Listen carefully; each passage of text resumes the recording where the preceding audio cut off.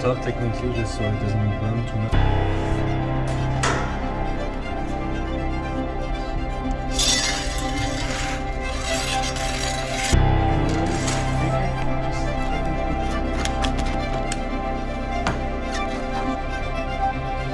Magnifique, magnifique, un petit poulet frisé. Oh hi, and welcome back on the Curious Art of Being Human. I am Robin. The following is a conversation with Alex Magnol, owner of the Masiero, the new pizzeria downtown. In this video, you're gonna see him making a little margherita that we ate right after. It was absolutely beautiful, very good. Jenna is mad at me because we have this thing that eating pizza without without one another, it's kind of a betrayal thing. So, but we'll get back soon there. Anyway, please sit back, relax, enjoy this one. If you like this podcast, please consider subscribing to the channel, give us a blue thumb, and right after the pizza making, you'll see the conversation with Alex. And I think that's it. And now, my friends, Alex Magnol with the pizza before. Is very flowing.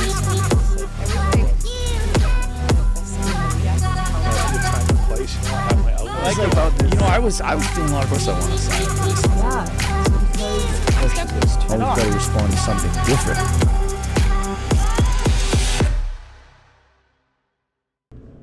The Masiero. So you see, the time that you know when the oven is ready to cook the pizza is like when the dome is white. Oh, yeah. That means you burn off all the of the coal that like forms on top. You can see there's still some at the top there. Once that burns off, it becomes like super white, and that's when it's ready to cook. Nice. So what's the optimal temperature of the oven? Well, the optimal way is 950 Fahrenheit. That's where you want to be like kind of sitting at. Obviously, it's always different. Yeah. Depending, you're cooking on the right, close to the flame, at the back, at the front. But 950 is the temperature, the king temperature of the Neapolitan pizza. Nice. Yeah. Yeah, you want to have your dough at temperature. I just put it out an hour ago, so now it's a little cool. Ideally, you want it at like room temperature. That's been fermenting for like 2 days now. Mm-hmm. Yeah, you want all your ingredients more or less a little warmer, so it cooks nicely in the oven. Including your dough is the most important one. It's a little cold right now, so it's gonna be a little tight. We'll see it at the end when we cook the pizza. Yeah. It's gonna tend to like kind of like go back to the like kind of original like size where it is, even though you stretch it, and it will cook a little longer as well. But that's fine. That's Nice. okay. I have to buy another one. It's getting old.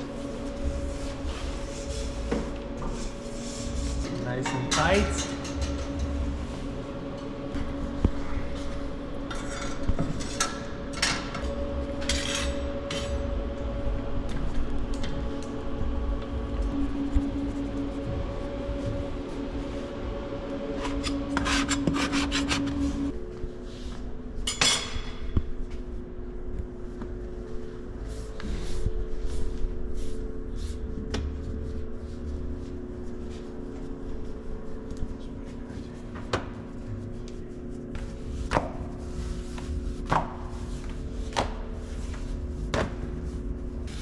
Stretch the pizza, stretch and fold. Yeah. Neapolitan style. The flap technique. That's the secret recipe tomato sauce. Exactly. It's really quick. Well kept. Well kept. The smell's insane. Same. Yeah. So best tomato, right? San Marzano tomato from Italy. Yeah. They're the best one. DOC, you have to. There's one thing you can't get away from is this. Yes. Yeah. You know they're just the best. Period. That's it. Smells so good. Well, sorry you don't have the smell, but it's amazing.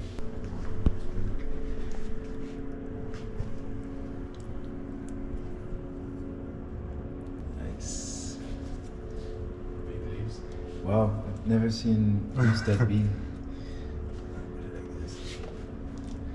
Mozzarella. And you try to put it on top technically just so it doesn't burn too much Oh, I see. the actual like basil. So you put some on top, it's gonna melt on top. Interesting. Yeah. Then you add the olive oil. Olive oil you try to do start from the middle and you do a 6. Oh, I There see. you go. Nice. I love the bottle. Yeah. From Italy.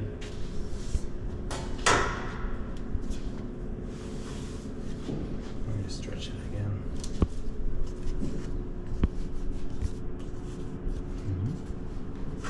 Yes, yes, yes, yes. There you go. Oh. There you go. So technically 90 seconds. 90 seconds? Golden rule of the Neapolitan pizza: 90 seconds. At competitions, you don't have a clock, you don't have anything. So you just have to time it with your head. If you go past, if you go before, Yeah. you might not make the cut.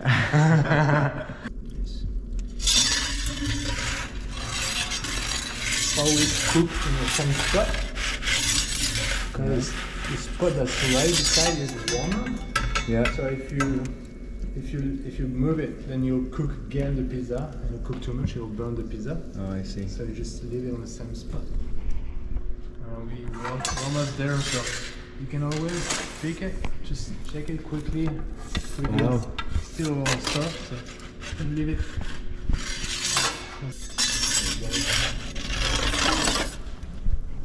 Whoa.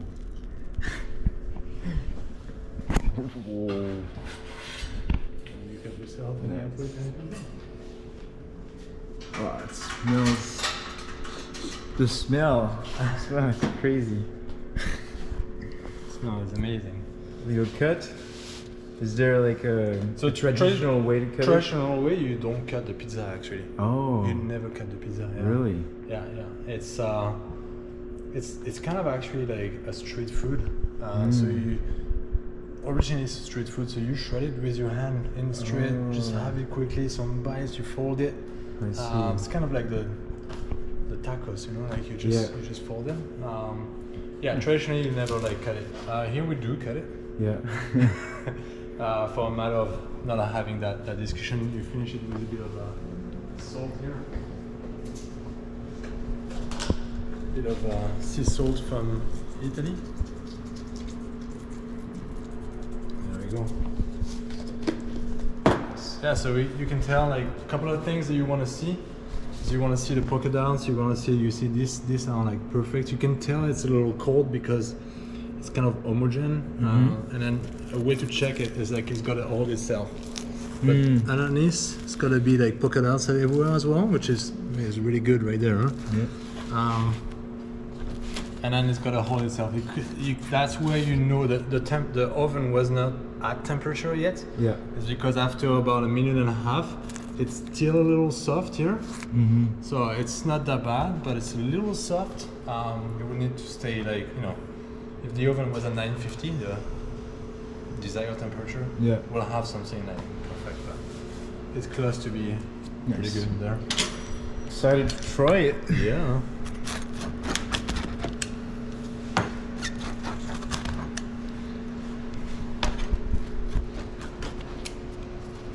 There we are. We can make more spice if you want. There we go. Amazing. Pas beau cette pizza.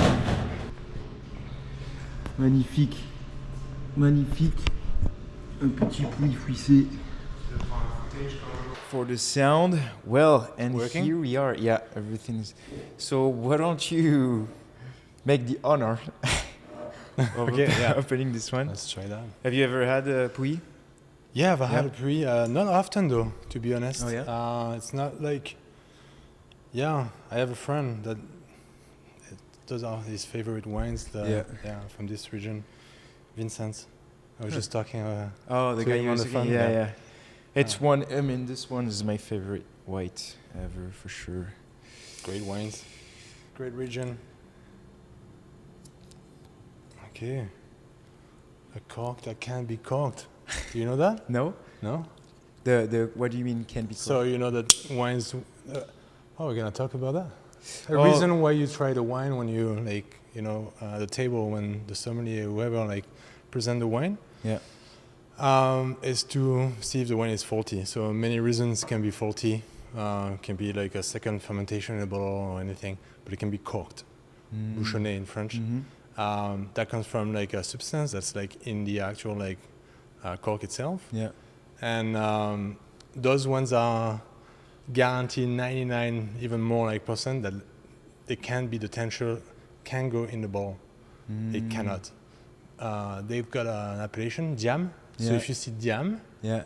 that means technically there's no chance that the wine is corked. Huh. Interesting. Yeah.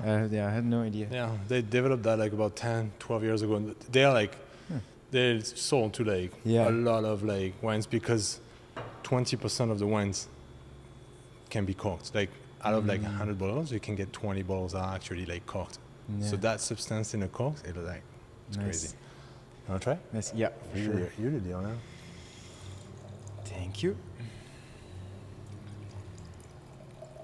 So let's try the pizza first. It's got the pizza on the.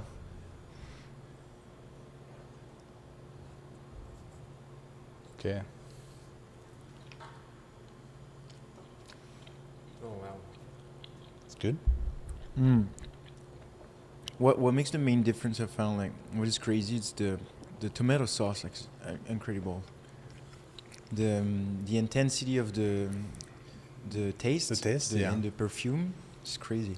So the best way to get that is when they harvest the tomato and make the sauce, or like not the sauce but actual like canned tomatoes. That's where they capture like pretty much like all the flavors, right? You can't wait too long. Yeah. You don't want the tomato to be like once harvested, it's like at the best perfect time. So you can it and then you capture that in a can. Right. And then you conserve that like taste, that flavor, that intensity, that it's beautiful. Yeah. It's just, Interesting. Wow. So, did you experiment on the dough a few times, like to come up with this recipe, or like what was your process to get the So the dough? I personally Cheers. Cheers. Yeah. Cheers first. Let's try look at that beautiful color. It's nice. Oh, that's powerful. So Chardonnay, for so. We're in France, we're not in Italy, but it's got that. That's beautiful. I only have one bottle left, but That's really good. right? Beautiful. Yeah. Good job. Get back to the dough. So the dough, The dough, it started like, I'll be honest, I've worked in a French restaurant in Vancouver Yeah. for like 13 years. Mm-hmm. I'm French. No experience in pizzeria at all. And when I had the idea of what sparked the idea was really the move here. Lived in Vancouver for like 15 years, and my wife and I we kind of like were on the path to like challenge and like move here, and then that idea of like, okay, what am I gonna do once I move away from Vancouver?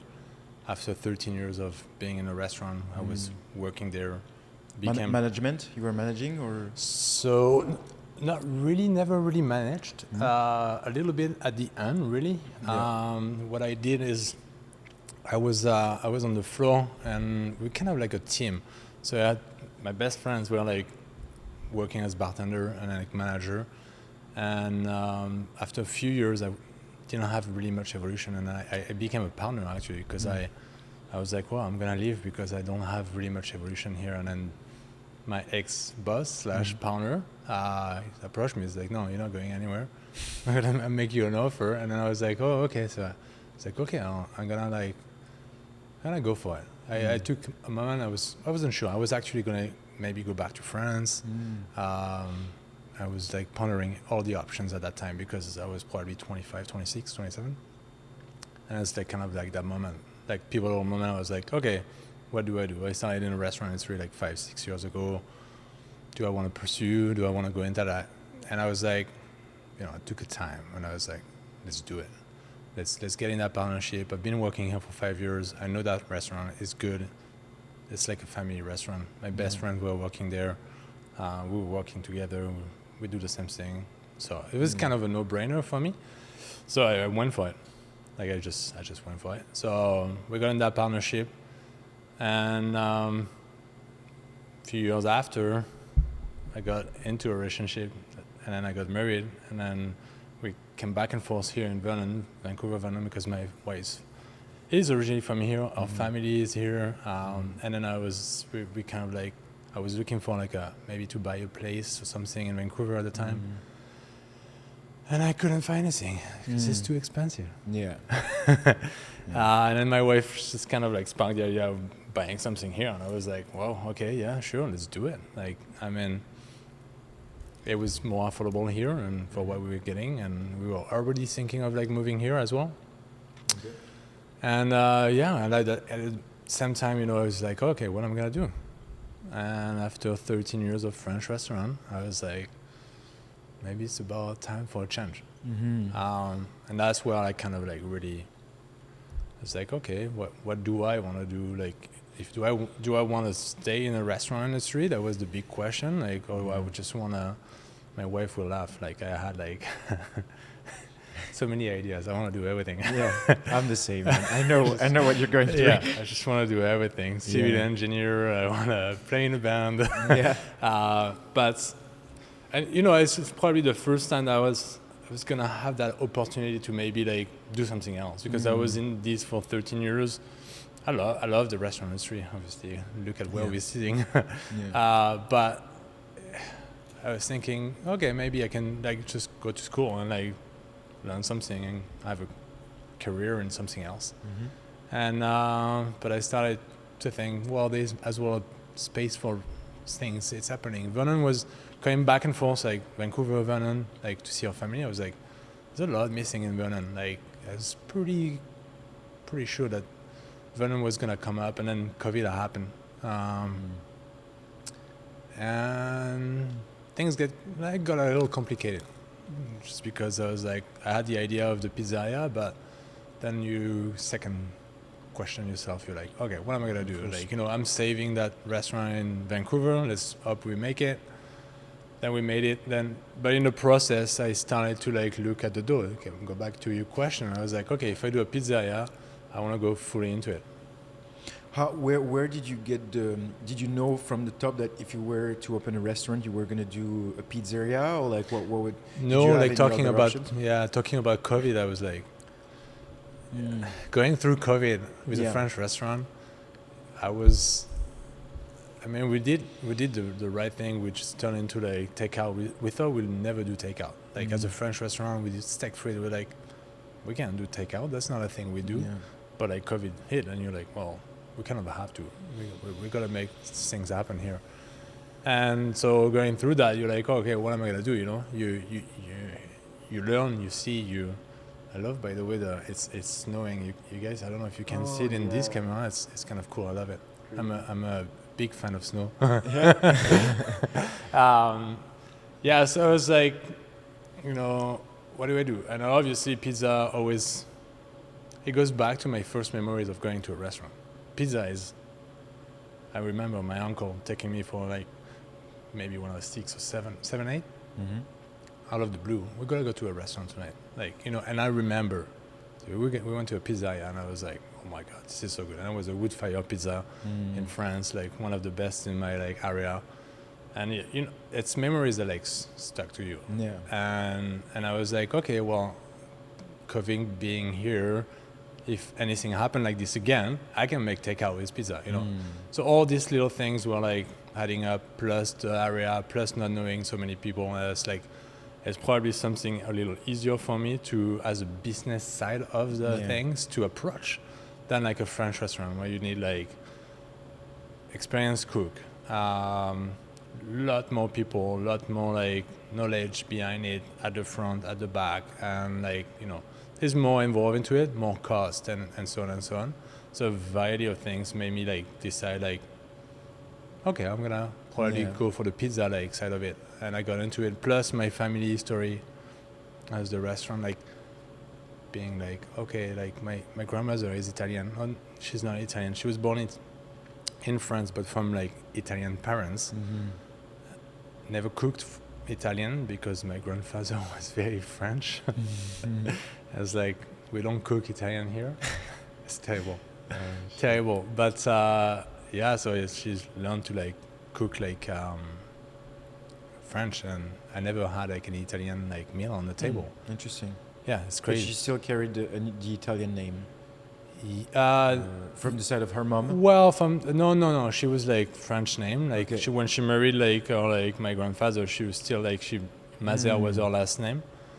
But she's got a family in Italy, in Venice. Like she I think she went back there like the last time. I think they don't travel much, or they never travel really much. They're farmers.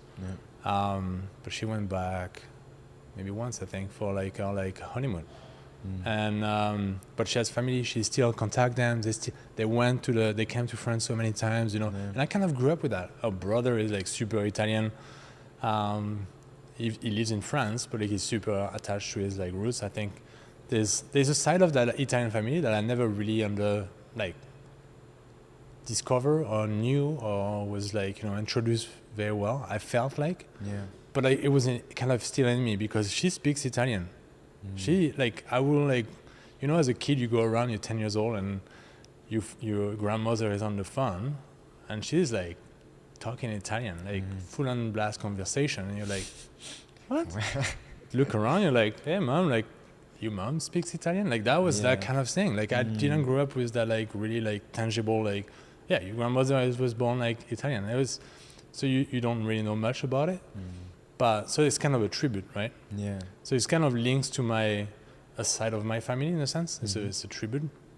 And again, the tribute because my grandmother couldn't cook Italian at her. When she married my grandfather, it was like, I mean, that's what they told me. But my grandfather said like, my mom's gonna teach you how to cook French. Wow. No pasta on the table. Classic French. Oh, so French is embarrassing. But it was back in the days. We're talking like in the 60s. Yeah, like 50, 60, 55, yeah.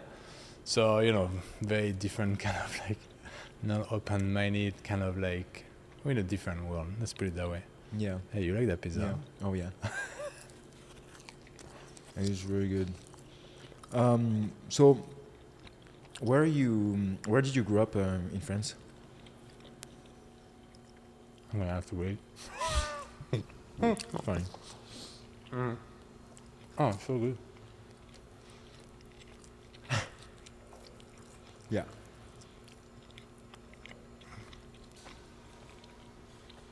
I grew up in southwest of France. Southwest? Near Southwest. Biarritz? Bordeaux. Oh, Bordeaux? You grew up in Bordeaux? Yeah. Oh, Bassin d'Arcachon? Yeah, so I'm not really close from Bordeaux. So I didn't really go to the Bassin d'Arcachon, and that was not my culture. My culture is more inland. I'm in the foothills of the Central Massif, which is like a mountain in France that we have in the middle, for people that don't know. Which is like a very old mountain, volcanic mountain. It's pretty eroded. And I'm at the foothills of that. It's in the Dordogne region. It's about 160 kilometers from Bordeaux on the same horizontal line, but inland. Beautiful country, yeah. Nice. Main city is Sarlat. I grew up there for 20 years. Yeah, had a beautiful childhood there. Did you have any? So, at what age did you left France to go to Vancouver? 20. At 20 years old. 20 years old. By yourself, you left? Yeah, by myself. Yeah. What did you or have? On my own. I don't know if you say by myself on my own. Did you have any plan? No. So what happened at the time? I never graduated. high school diploma. I Yeah, never, me neither.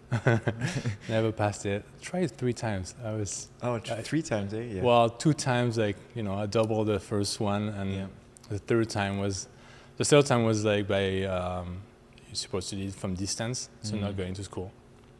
Terrible idea. I never did anything. I actually went to Ireland. So I went to Ireland for about 8 months. It was my first experience abroad.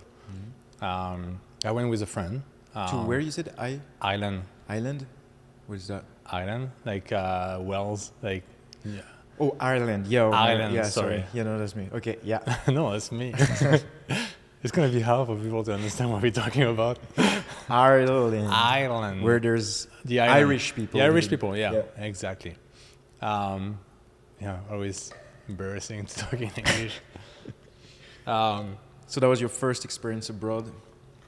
Yeah, I went there, failed the second time the high school diploma, and I was like, all my childhood, I was so bad at English. Still, I am. I was so bad at it, and I always say like, one day I'll just go there and learn it. I'll go to an English country and I'll learn it. I know I have to learn it somehow, and I'll just make my way there and just get into it.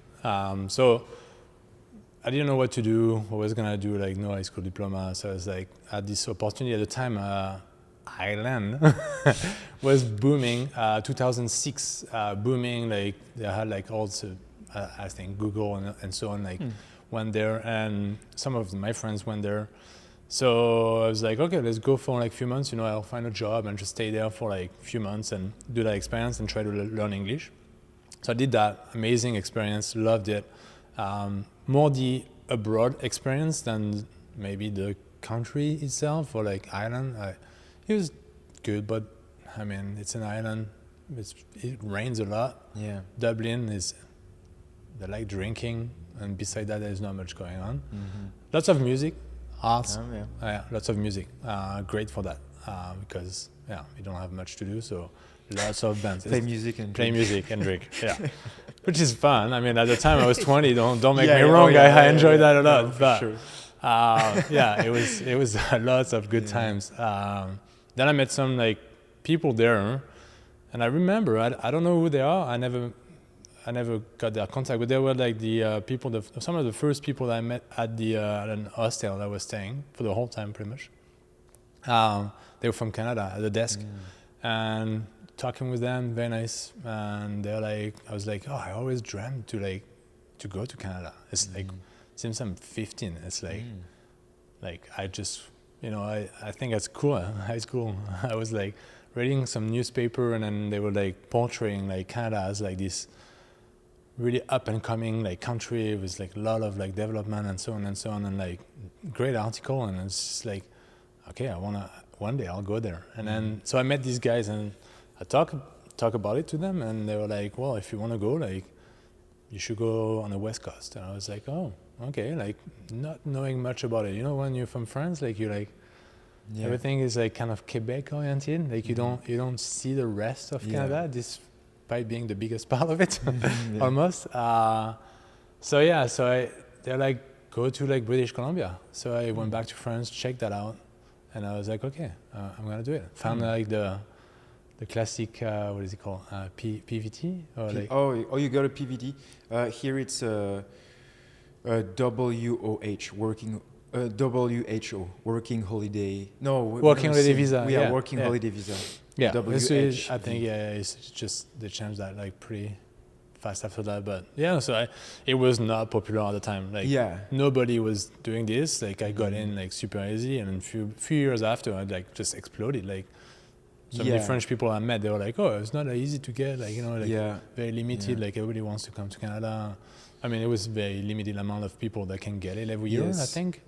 Yeah. Even though they increased the number every year. But in 2006, it was like a no-brainer. Like, very fast I got that. And I was like, okay, I got 1 year, open visa, I can work, I can travel, I can do anything. Exciting. And I came here. Yeah. It was by myself. Yeah, that's crazy. Yeah. So you arrive straight in Vancouver, you're 20 years old. Did you have any plan as you arrived? Like any working plan, accommodations? Like, or did you Zero. just arrive? I like, just arrived like full on, like whatever happened. yes, Which is crazy, you know. Like I was like, I was like, oh, I don't know what I'm gonna do there. Maybe like, I don't know. I had zero idea. I came here with like really like I'll see what I do once I'm there. I could travel, you know, like that traveling part of it was very appealing, just to go around. I got stuck in Vancouver. right away. Oh yeah, right away. Yeah. I just never really moved. I traveled a little bit right away as well, but like not outside of like BC, British Columbia. So I was. I didn't do much for the first few months. I have worked some like really random job. I put my name on like every little things possible. I was not in the restaurant industry. I started working really the restaurant industry in Vancouver. There, okay, yeah, I see. And just, I embraced the way you could smoke weed in Canada. Yeah, Let's say like legal. it was not legal at the time. No, yeah, because But it was like everybody was smoking was not a problem. Like it was like you go to a shop, they had like an Amsterdam cafe in yeah, Vancouver. I see. You walk in, you can buy your weed, and it's not a problem. And I tested that out for like few months, Yeah. like 4 or 5 months. yeah. That was like shit. That's crazy. Like people smoke. Like it's okay. You go in the street. Like everywhere in Vancouver was Yeah. smelling like weed. I'm like, this is crazy. Anyway, so I kind of embraced that culture for a little bit, which made me do not much. I was like working like some very random job. It's funny. And then like after 5 months, I think, I met some people at the hostel, and French people, of course. French people attract French people, and you know it's easy to just like, as we're talking. Yeah. But I know you see other people. Yeah, for sure. Yeah, and then few of them, they were all in the restaurant industry actually. They all came from Ireland. Funny enough, they lived in Ireland. We lived at the same time there. Wow. They all moved. They just wanted to check out something else and came to Vancouver. And we met at the hostel. And then one day, like one of the manager of a restaurant, like kind of asked me, it's like, well, I kind of tell him, I was like, I think I can work for you if you want. Like, you know, if you need me, let me know. Yeah. And it sounded like a good gig, just the way the restaurant industry works here with tips and everything. And you know, with my background, like where I'm from, back to Sala, the gastronomy is huge. Eating is like a way of living. You live to eat, basically. Yeah. This, you know, like I'm gonna refer to my grandfather, which is a big part of my life. Is for him, like you ask, what is a good day? Is like a good day is when I sit at the table and I have a good meal. Like the rest doesn't matter to him. Like it's just a good meal with the family, with people around. That matters the most, you know. And that's how I grew up. Like with big family, big dinner all the time, lunch the same. And yeah, so I was like, you know, I told my friend, his name is Nico.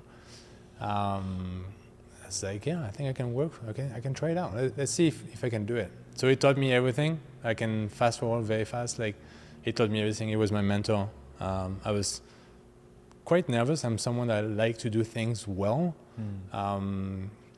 I was not smoking weed anymore, I think. Let's put that behind. But I like to do things like very well. I'm like obsessed when I get into something, right? So I got into it and I loved it. I love all aspects of it, like the serving, like the wine was something that I was very passionate about, and like knowing the knowledge about like cocktails, wine, and so on. The food, the techniques, like all that. And it taught me everything. He's from France. He went to like school. He did all his like schooling for like serving, bartending, sommelier. Like he that was his career. Like in France, it's a career, right? Yeah. Do they say well? Sommelier? A career. A career. A career. Yeah. So. Yeah. So it's. So I kind of like put full trust in him. Like at that time, I remember like I had some strong personalities around me, like that had been in the restaurant industry, and you know, I had no experience. I was like zero experience, and then but I was like, you tell me what to do, and I'll just do it. You know, like full trust kind of thing, and that's where everything started with him, and then we became really friends. Like we worked at that French restaurant. Yeah. That was in a restaurant in Gastown in Vancouver. Some great stories there. What's the name of this restaurant? It was called Social at Le Magasin. Oh. It was open in 2007, 8, 7, I think. They opened. It was kind of a high-end, kind of like more restaurant. The chef was from like an establishment. What is it called in Vancouver again? The Vancouver Clubhouse or something. Oh, I forgot. But he's moved out from that establishment. It was kind of like a private membership kind of like restaurants and like private club. Yeah. And he opened this restaurant in a partnership with someone that was linked to hockey. Oh. So one of the co-owner, I don't know what was the share or was the exact like split, but his name is, and I just forgot the name again. Kirk McLean, sorry. So I don't know, you probably don't know Kirk McLean. No, I don't. I'm gonna give you the best example possible. He was a goalie for the national team. The Canucks? Oh no, the national. And the Canucks, Canada? and the Canucks as well. Okay. And he was like Fabien Barthez was for the French Yeah. team. They put things in perspective. Yeah. 98 goalie. 98, of, yeah. soccer So French. actually, it was around that same time, I think, where he was at the peak of his career. 95, he lost the final. He was part of like one of the finals at the Rails, I think. I don't want to say something wrong, but Yeah. anyway, he was a big name. Still, he is to this day. I think he's still in the hockey world and like does like, I don't know, some like commenting or whatever. Yeah. And so it was an interesting crowd to work for. It was cool. I got to be with someone that was very famous in a sense, and I had no kind of like, I was like, whatever, you know, no one for me. It's not like if I was with Fabien Barthez working for him, that would have been a little strange until I got along with it. But like, it was a hockey, and I had no, you know, hockey was not doing it for me at the time, right? So. And he was running the restaurant? He was in the background, but he was a partner, I think. Okay. No, one of his acquaintances, she was running the restaurant. She was the wife of Bob McCammon, another. They were like a crew of like hockey guys there. Yeah. Bob McCammon was a scout. He actually won the. Do you want a little bit more wine? Sure. Just a teeny bit. Always drink responsibly and with moderation. With moderation, huh? Thank you.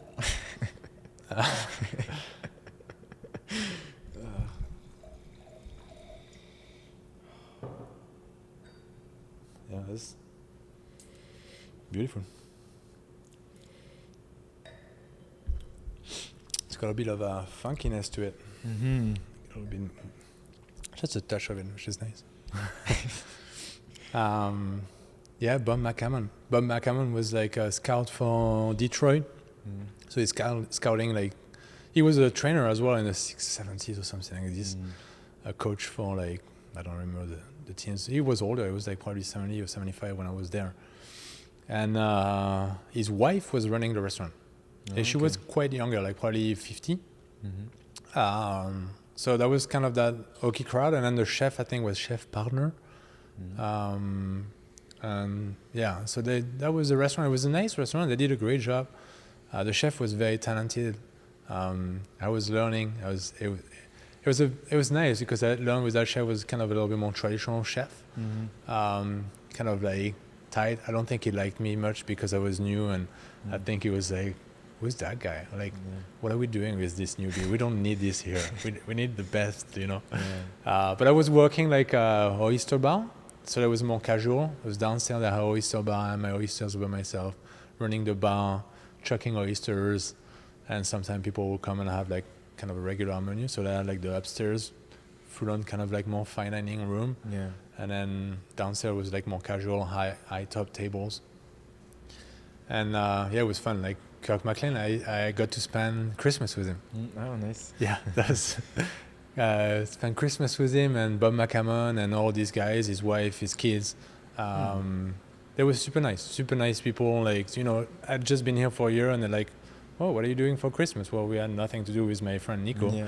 And they're like, just, if you want to come, you can come. And that's really the spirit of like Canada there. Like, you know, like your staff that's like from France that doesn't have much, like they were super welcoming. And then we had a great Christmas at our place. Yeah. So Bob McCammon had the trophy because he won the Stanley Cup with Detroit. Yeah, and so he had the ring, like the big ring and everything. So I got to wear that. Sorry, got to wear that. That was fun. Yeah, we had a great night. Yeah, I like that. Nice. Good memories. Yeah, that must be nice. That's how I started and that's how I started the restaurant industry. Yeah. Did you get? So you talked just a little bit about the tips. The tipping culture in North America is extremely different, and it's funny to talk about it for just a little bit than in France or in Europe, even Europe generally speaking. Yeah. It's insane how much, because like it makes up for pretty much the entire or like the majority of how servers are making money here in America, I guess.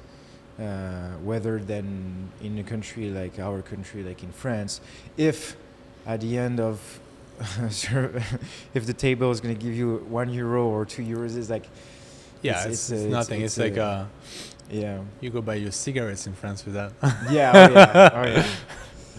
It's where do you think does that come from and is it something that surprised you? Well, I mean, you were not in the industry. No, I didn't. Yeah, I was at first. I was like, when I realized how much tips we were like servers were making, I was like, this is crazy. Mm-hmm.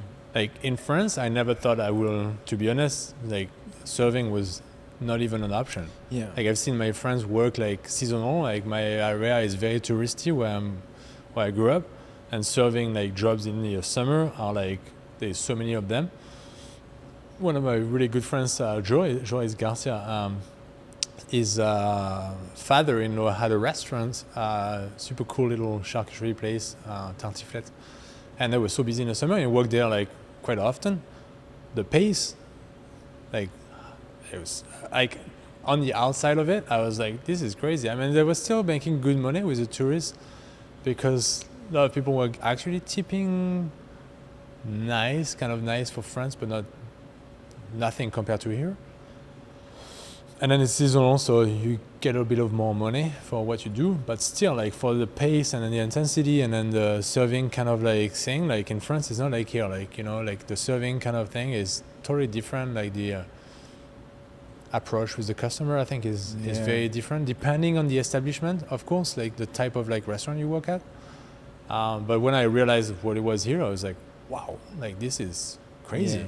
And I'll be honest, I'll be like, oh, I can make a bit of good money and maybe I'll travel with that. Yeah. Maybe learn something new.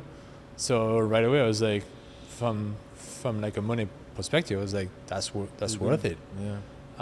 After that, I got the virus of the restaurant industry, which is different. But yeah, it's kind of crazy. It's in France, it's I'll talk for France because I don't know about the Europe kind of thing. But the law changed I'm not quite sure, but tipping was a thing before 1984, 1985, around that time. And then they changed it that the tips were going to be included in your invoice at the end, in the bill, in the check. Mm-hmm. You didn't have to. The customer will not have to think about like how much am I tipping at the end. It's included. Forget about it. And I don't know if it was mentioned on the bill at first. I don't know if it is still actually. That's how I've been here for 20 years now. Mm. But service is still included in France. So you get a charge on your check when you go to a restaurant that is included. It's the law that the service is included. So the owner is supposed to redistribute this money to the server. I don't remember what's the rate of that tipping included.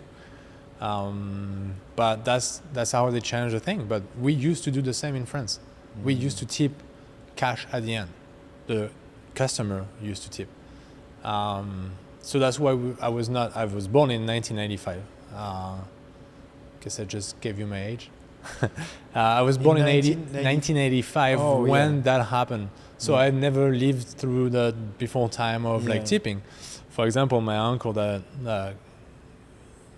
goes to restaurant for a long time, obviously, he told me that, and they used to tip, and he still goes to like some nice restaurant, and then you still tip a little bit more in nice restaurant. If you go to a Michelin star restaurant, you will technically give like more. Nothing still compared to here. But the people that knew, like it's still like in their memories of like tipping at the end. Where here it's like it's all the customer like has to tip at the end. But the service is different. In France, most of the establishment, the follow-up with customers and everything is different. The tending to the table is not as much as here.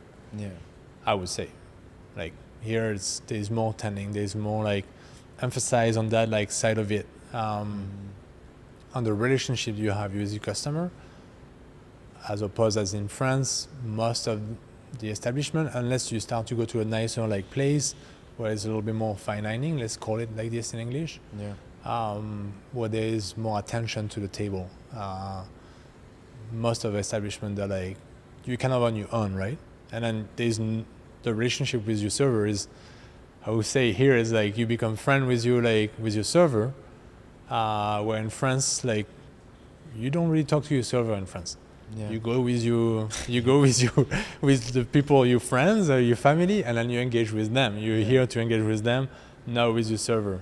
Where here it's a little different culturally speaking, where people like to engage with their servers. They like to know more about them, where they're from, which I get. Like, they get more information about the place, or there's more entertaining about like, where is this place coming from, or like, where are you from, what do you do? So it's a different culture around it, right?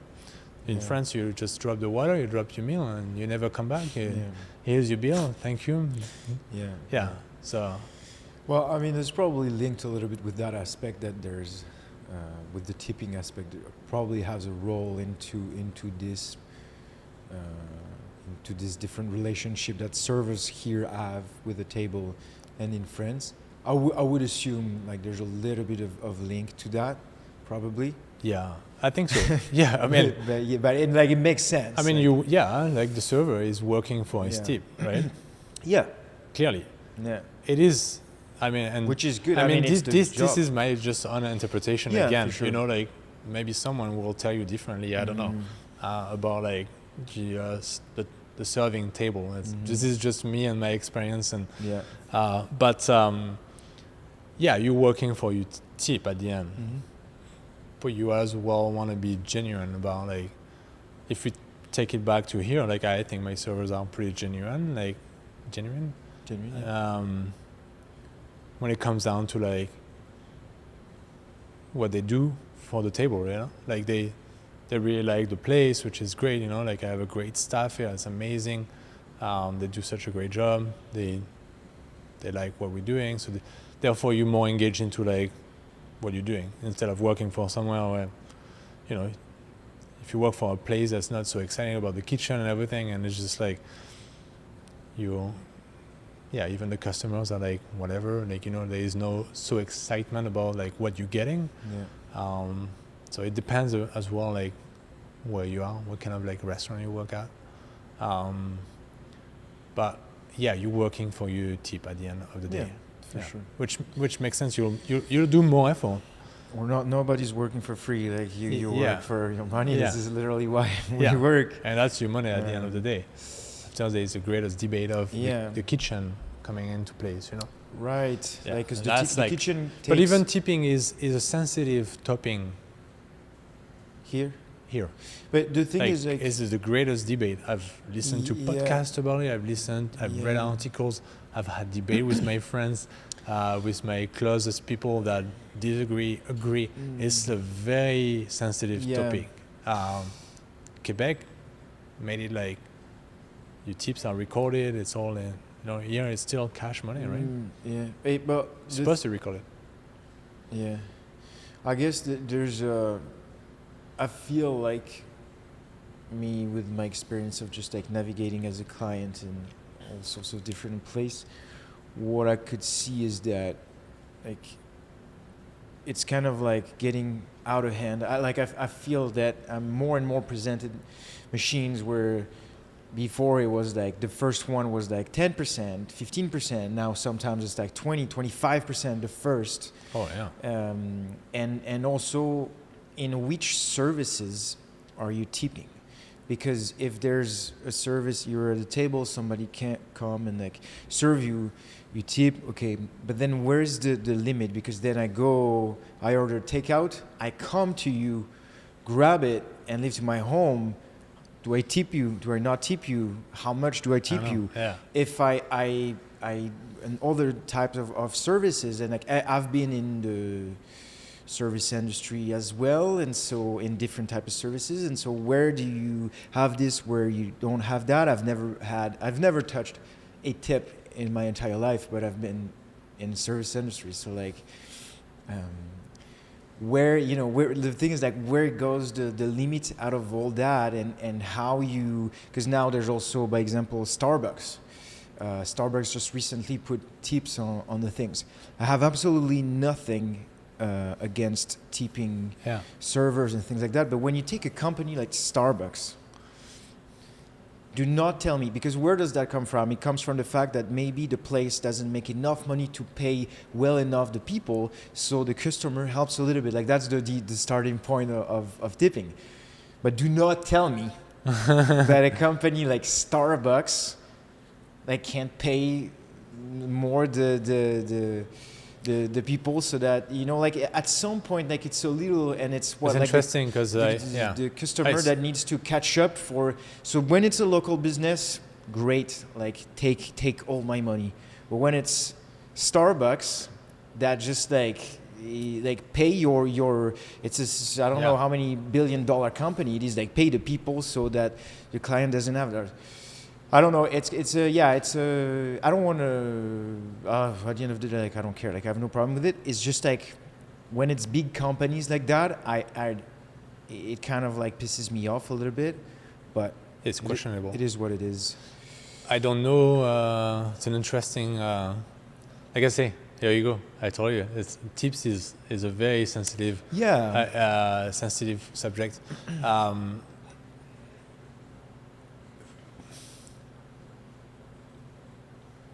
For Starbucks, I don't know. I haven't looked at their books, and I don't like to talk about things that I don't know. No, for sure. But my 2 cents, I'm always like to balance things. You're right, but maybe Starbucks is not doing so good. What about that? I don't believe it, but yeah, maybe. Well, I know they're closing some stores. I've seen stores closing. Yeah. So for a company like Starbucks, it's always worrying to see stores like shutting down. Yeah. But I'm sure Starbucks is doing fairly well. But I'm not worried for Starbucks. If there is the big guys of the company got into an office and were like, we can make some savings here. Well, maybe let's do it. What's holding us? Or maybe, I don't know, the employees were like, why you don't let us like have the tipping options at the counter? We will make more money. You don't have to. It's why don't you let us have that option? And tipping and we're gonna take it back. Like tipping in coffees was not a thing. Like when I came here 20 years ago, almost 20 years, you were not tipping coffees. Yeah. Starbucks was there. You go to an independent coffee, you're not tipping. You leave maybe like.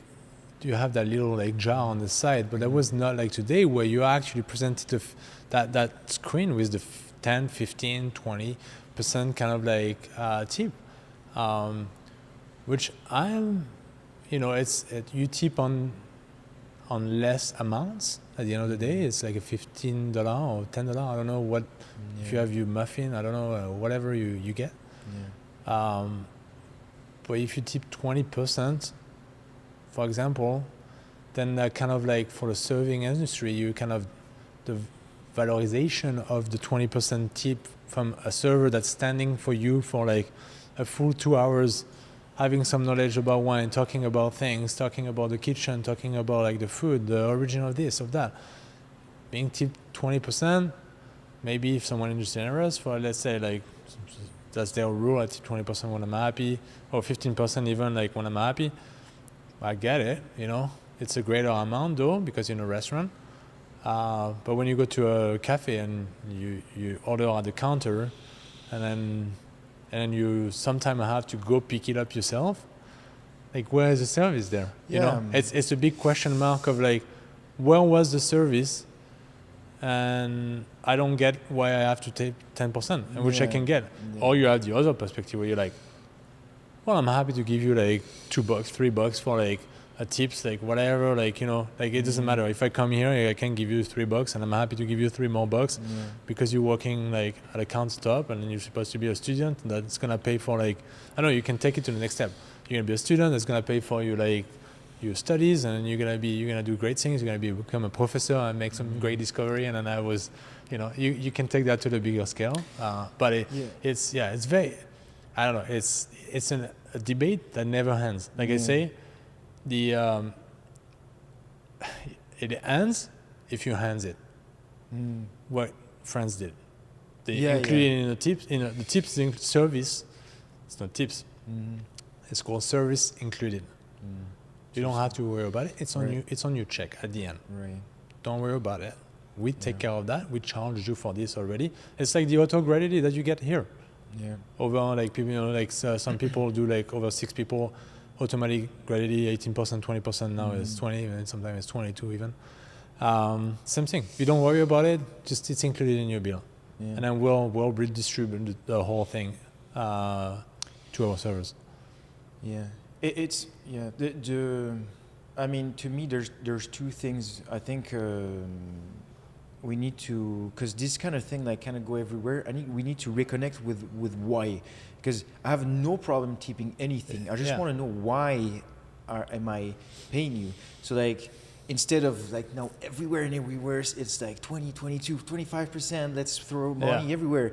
Like, why am I tipping? Okay, it's a business that we don't make enough. It starts from this. We don't make enough. Yeah. So the people help, and so the servers can make enough money. Great. Oh, okay. There's like, no, it's great idea. Like everybody participate in that, and that right. works. No, there is an origin to tipping. Okay, so what? So there is a service part of it, and it goes back in history, like old history of like, I give you a service, like I attend to you in a way that it's a serving kind of way, then therefore I'll give you a little something in return. Yeah. You know. Yeah. I don't know exactly it. I think I've seen a documentary again about tipping and where it goes back, like in like 200 years ago or something like this, where it really originates.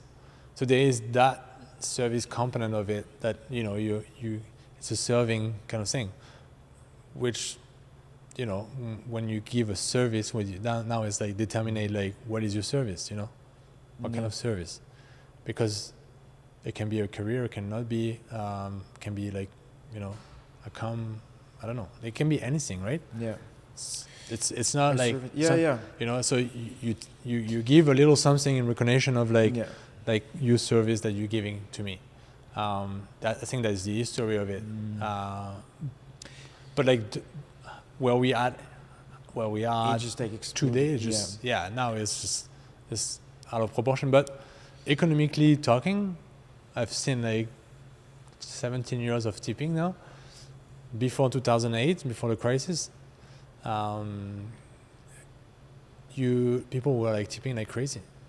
Like at the restaurant I worked at, people will tip 100%. 100%. They'll come. They had a bill of like $200. They'll give you $200. Yeah. And you're like, what? Yeah. What is that? What's going on here? Like money was not an issue, you know. Of course, we were like a higher end kind of establishment. So people had money, and they were, at this point, they're just being generous, right? It has nothing, and they were like just nice people. It's not like you've done something like, crazy, you know, like. Maybe that's why we had a crash after. Yeah, it's probably why we had a crash. No, it was like it was the crisis for the. the housing crisis. But and then after that, like, things changed dramatically. Obviously, like Yeah. people were like broke, seriously broken, and the one that had more money just let's kind of like scale it back, just scale it back. And then it took that whole time, I think, the next 10 years to kind of they got back to that level of like 20%, 25, and then more places started to like have tip options. So I wonder if we're not in a cycle again. But now we again at the pinnacle. We're reaching where people are starting to be like, "What the hell?" And then we as well in an economical like place where it's like recession is not everything. Everybody's struggling, right? So you're like, okay, that's probably gonna be, it's not a matter for people until it becomes a matter, right? Yeah. Because when you have money, I feel like people are like, whatever, it's in the thing, 15, 20, whatever. But when you get tighter, well, it makes sense. You're going to watch where you're spending. 100%, yeah. To the way you're not going to go to a place, like, and I'm not talking about restaurant, like, it can be anything else where you go sometime like 2-3 times a month. Now you're going to go one time a month, and then you used to tip 20%, let's say, and now you're going to tip 18%. It's linked to like the actual, like, for sure, what's going on. And right now you're right, like I think it's everywhere, like when you come here, like for example, there's 4% like that goes back to the kitchen of whatever is tipped. So whatever you tip, your servers don't take everything home, right? The hosting position gets, the bartender gets, the kitchen gets, and then the rest is for the server, right? Yeah. So because they're giving you the service, I mean they're working the service, what we call a service, right? The kitchen is, so they deserve their tips as well. They're the one providing the food at the end of the day, and that's what you're here for, right? Yeah. So they deserve a cut of these tips. So it's the same thing. You were asking, like, do we tip? Like, do you tip when you do a takeout? Well, you make a decision. We have to adapt here because most of people don't really tip, and I get it, or I don't, but I get it that you don't tip on a takeout. Like, what's the service? You just came here and you pick up your stuff. Like, you even had to, if I take it, like, you even had to move down here to get you a thing. Well, I guess everybody tip even on takeout now, because like I'm always. Well, some people don't. Really? Or like leave one box or something, like, like kind of like, why not? Some are more generous than others, and to be honest. But then if the servers is like accounting for all these takeouts, then if he has to give 4% of like no tipping, now he's taking money out of his pocket to give to the kitchen or to give to the bartender. But there were no service, so we adjust, to say like, hey, sorry, like if you had like 200 or I don't know 500 of like takeout, like you can't give like the money that you didn't make on tips to the kitchen, right? For sure. Yeah. So I think that's us as restaurateur to like kind of like see what's going on, and control that, and but again, very sensitive topic. Yeah, it is. There's one last thing, and then we wrap this. Yeah. There's just one thing that I don't like is because I think we could do a full conversation about it. Is when when this technique is being used to try to like force on you a certain amount. Like, again, I always tip properly everything. Like I don't want to sound like someone that doesn't tip. I do tip and have nothing against that, except when it's like massive companies that are doing this. But anyway, that's personal opinion.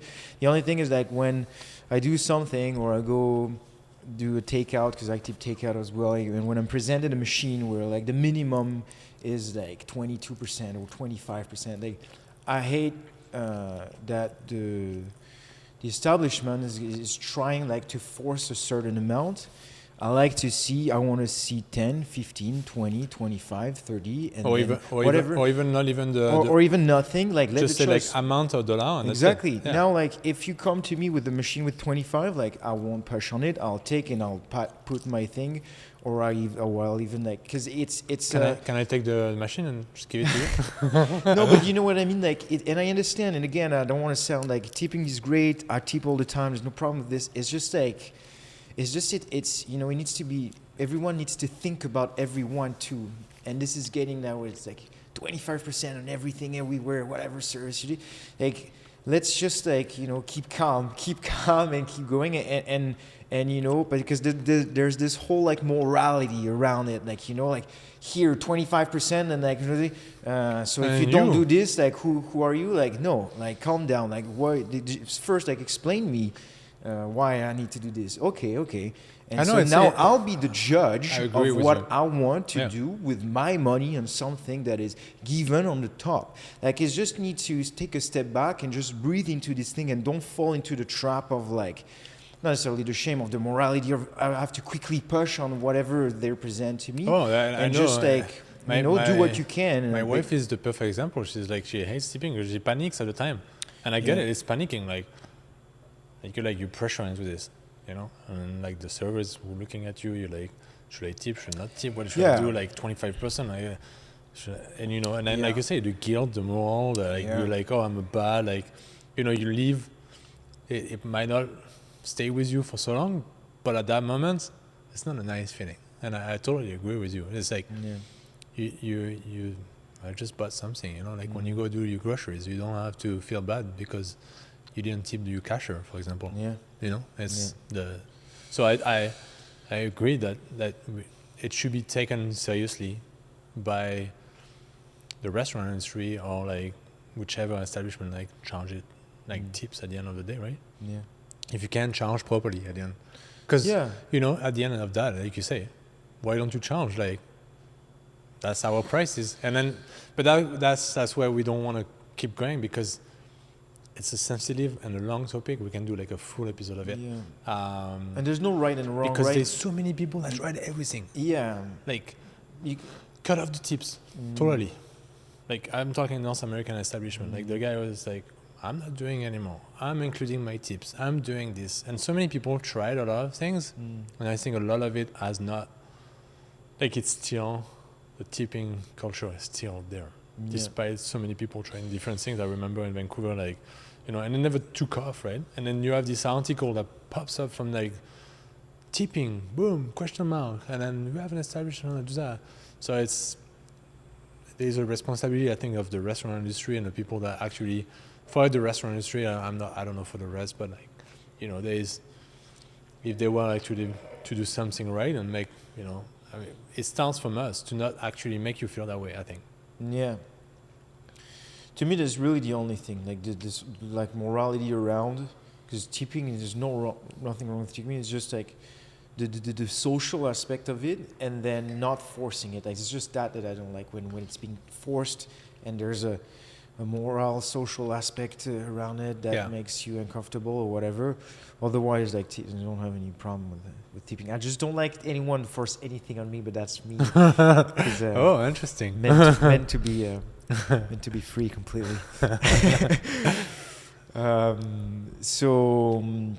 How was? Okay, so we wrap up about the tips. Yeah, let's wrap up about the tips. Again, on the record, like, we don't have any problem with tips. It's just. Oh, I definitely don't have a problem with it. No, because I know I'm sounding a little like bitter, or it's just like. It's a very interesting perspective from your hand, because you know, like, and like again, I've had this conversation with friends, family, and everything, and. Yeah, it is. It's sensitive. It is. But it's important to bring it up again. It's very sensitive. But it's important to talk about. Yeah, I think so. And it animates all the parameters of like emotional like parameters, I think, in people, and then like it brings emotionally like and it's very interesting. I'm sure you could do a social study about it. You know, you could do a full-on social study about like how it's a very interesting topic. Yeah. No. 100%. Let's wrap this subject. What I was going to ask is, how do you find the difference of lifestyle from Vancouver to Vernon here? Well, it's different, obviously. The first thing that comes to mind, a very, very common word, different. It's different.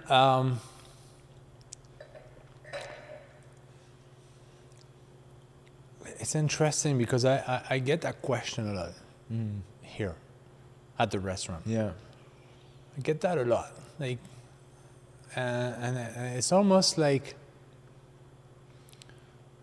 and a lot of people that it's almost like the people want to, is that why you, like, it's a natural question, it makes sense. But you want me to tell you that it is good here or it is bad? There is always something like anticipated by you, the person that's like Right. At the front of you. Yeah. You never know Where if that they're question gonna- is coming from. Yeah. Yeah, but it's a natural question, and people ask you like, how do you compare? And it's actually, I don't think it's comparable in a sense. It's very different, and not different. Okay. Very different and not different. It's very connected. I think it's very extremely connected. Lots of people travel a lot back and forth, go to Vancouver. There is definitely, when I first came here, that like smaller town kind of complex or feeling, like when you're a small town, you feel like Vancouver is the big town. I don't see Vancouver as a big town. I lived there for 17 years. Vancouver is like many pockets of small neighborhoods, and you never feel like you're in a massive town that's like multi-million people. Yeah. I've never felt that way myself. It's very open, very spread out, except the downtown. The downtown doesn't have many people. It's very densified, but it's not like, I think it's 500,000 people, which is pretty fairly big, but like, you don't feel like it's huge. I live most of my time outside of downtown. So anyway, Vancouver is very spread out. Yeah. And I lived in one of the neighborhoods for 10 years, and it feels like I'm almost living in that neighborhood, but like in Vernon, which is even bigger actually than that single neighborhood where I lived in Vancouver. Yeah. So that's how I feel about like Vernon itself, city kind of like too smaller town. But So I love Vernon. It's vibrant. There's a lot going on. There's a lot going on. I was gonna say then, to turn this question a little bit, what do you miss the most about Vancouver now that you're here? I say that it's funny because I feel like I'm repeating myself. That's a good. Not to you, but like to myself. okay. Like I get that question, like what do you miss the most as well, which I love this question because it just takes me back and like make me think of like what you really miss. And it actually, there's only one thing that comes to mind beside my core friends is to go to the North Shore for a run. So I don't know if are you familiar with Vancouver? They're around like what's the island? Stanley something? So there is Stanley Park. That's Yes, like Stanley the Park. biggest park of like Vancouver. Yeah. But there is the North Shore, which is like separated from like the actual like lower mainland. So it's called the lower mainland, and then there is the North Shore Mountains. So there is an inlet, like a water kind of system that comes from the coast that separates that lower mainland, and then from the mountains across, it's just a bridge across. And so you have these mountains, which is the backdrop of Vancouver, which I love. I love this. That's what I miss. Vancouver is unique in the sense that it's like you have the ocean, and then which is very protected from the Vancouver Island, and then you have this massive mountains shooting out of like the ocean right there in the city, and it doesn't get more spectacular than this. I mean, for me, it's unique. There is some cities like this around the world. I've heard like in New Zealand, there's some kind of similar cities. Norway as well, but not as like big of cities, like as Vancouver maybe. Anyway, it's pretty unique, and so you got these mountains that are like about 1,600 meters like high, that just shoots up at the back, and you're looking at this from everywhere from the city, and that's unique. And those mountains are like it's what do you call that again? Rain. Oh, I lost whatever the name it is. It's a rain country. Like it's a rain. Dense rain. Oh, I forgot. What do you say in English? Anyway, it rains a lot, as we all know. In Vancouver, it's right in front of the ocean. It gets all these systems. It just takes it right away. And so the forest is super dense and lush, and like the trees grow like super high, big trees, and it's unique, that forest. And so you have that forest in the North Shore. It's just so, like you go in it, you go even for a walk. I just love running. Yeah. We can get into sports. Yeah. But you go in that forest and it's like the oxygen is so pure because of the trees. It's just like you can go for a 10-minute walk, you come back, you like you regenerate your whole self. And that is something that I really miss here because we don't have that. We're in a drier climate. We're more like the entail of like a desert, and it does feel like, you know, it's not, you don't get that. It doesn't rain here. The precipitation is very low, and you don't get that lush forest, very humid, very like Fresh. Rivers. Everything is running. The streams are running all across, and you have that it's steaming like just like pure water, oxygen that the trees are giving you back. It's unbelievable. It's unique, right? And you have that on the coast at the bottom there. It's just unique. And Vancouver Island is the same. Like, it's pretty unique. That I miss because I will go in the morning. I will go there just in the morning. It was 10 minutes from my place, right there. Go for a run and come back, and I'm like, I'm done for the day. I can tackle anything after that, and that is something that I miss. Yeah, for sure. Even though I run here, you don't have that. That's the really only thing with my friends. My friends are like, core friends are like, we're like pretty much really close. All French people. Yeah. Few Canadians, but French are working in attractive. Working in a French restaurant didn't really help. Like, even though my partners were like Canadians, we like a lot of French people, but so those are the things that I miss the most from Vancouver. But I love Vernon, and I often say like I haven't had the time to really explore. Yeah, because there's definitely some like the Cull Park. I mean, there's definitely some pretty cool place to run and hike. And explore here for sure in the Okanagan. But you don't have like this. I see what you mean with the fresh humidity. It's crazy. Like I've learned to embrace rain. I will go to like torrential rain, like run in the North Shore, and you just embrace the whole thing, and you're like, I'm running under torrential rain, but there's something about it that's like, it's magical. Like that forest is magical. Just walking around, like it's like moss everywhere. It's like, you know, they do lots of movies over there just because it's so unique.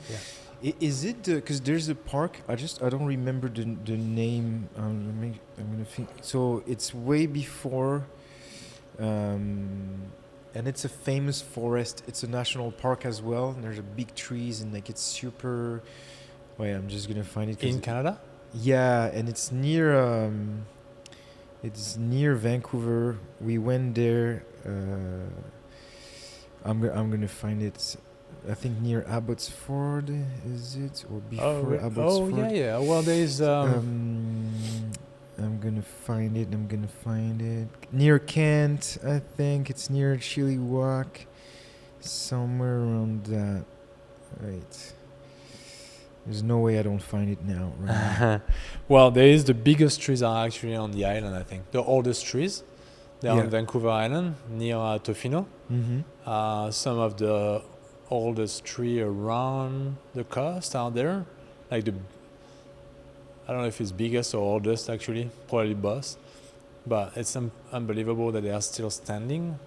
You can walk around and they're just massive. Like it's unbelievable. They're not the biggest tree like on Earth, like in the US they have like bigger trees, but they're so big. Like in Vancouver, there's actually a run in the North Shore that have like a tree, because you have to think that the North Shore was all the trees, it's all treed out, right? There's trees everywhere. You're below the tree line, like under 1,600 meters, so it's treed out all the way to the top of the mountain. But it was all logged out, so it's like second generation. I don't even know if it's. I think they only cut it once, so I don't think it's third generation. But the whole North Shore that now you see has like trees everywhere, has been logged. Oh wow. Like it was just all cut, massive logging kind of like thing, which is crazy to think that it was all cut, and they cut some of the biggest tree ever. Wow. Like trees that are like 10 meters diameter, like they are massive trees. and there's a run that's like about 6K that takes you to the oldest tree. I think the oldest tree over there is 600 years old. Wow. So again, it's not the oldest tree. I think there's some trees that are like 3,000 or 3,200, like in the Sierra Nevadas. I think is the oldest tree or something.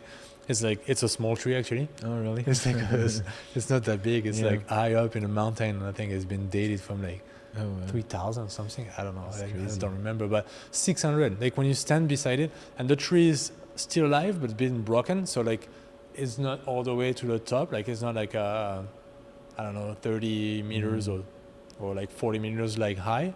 It's broken, but it's the trunk.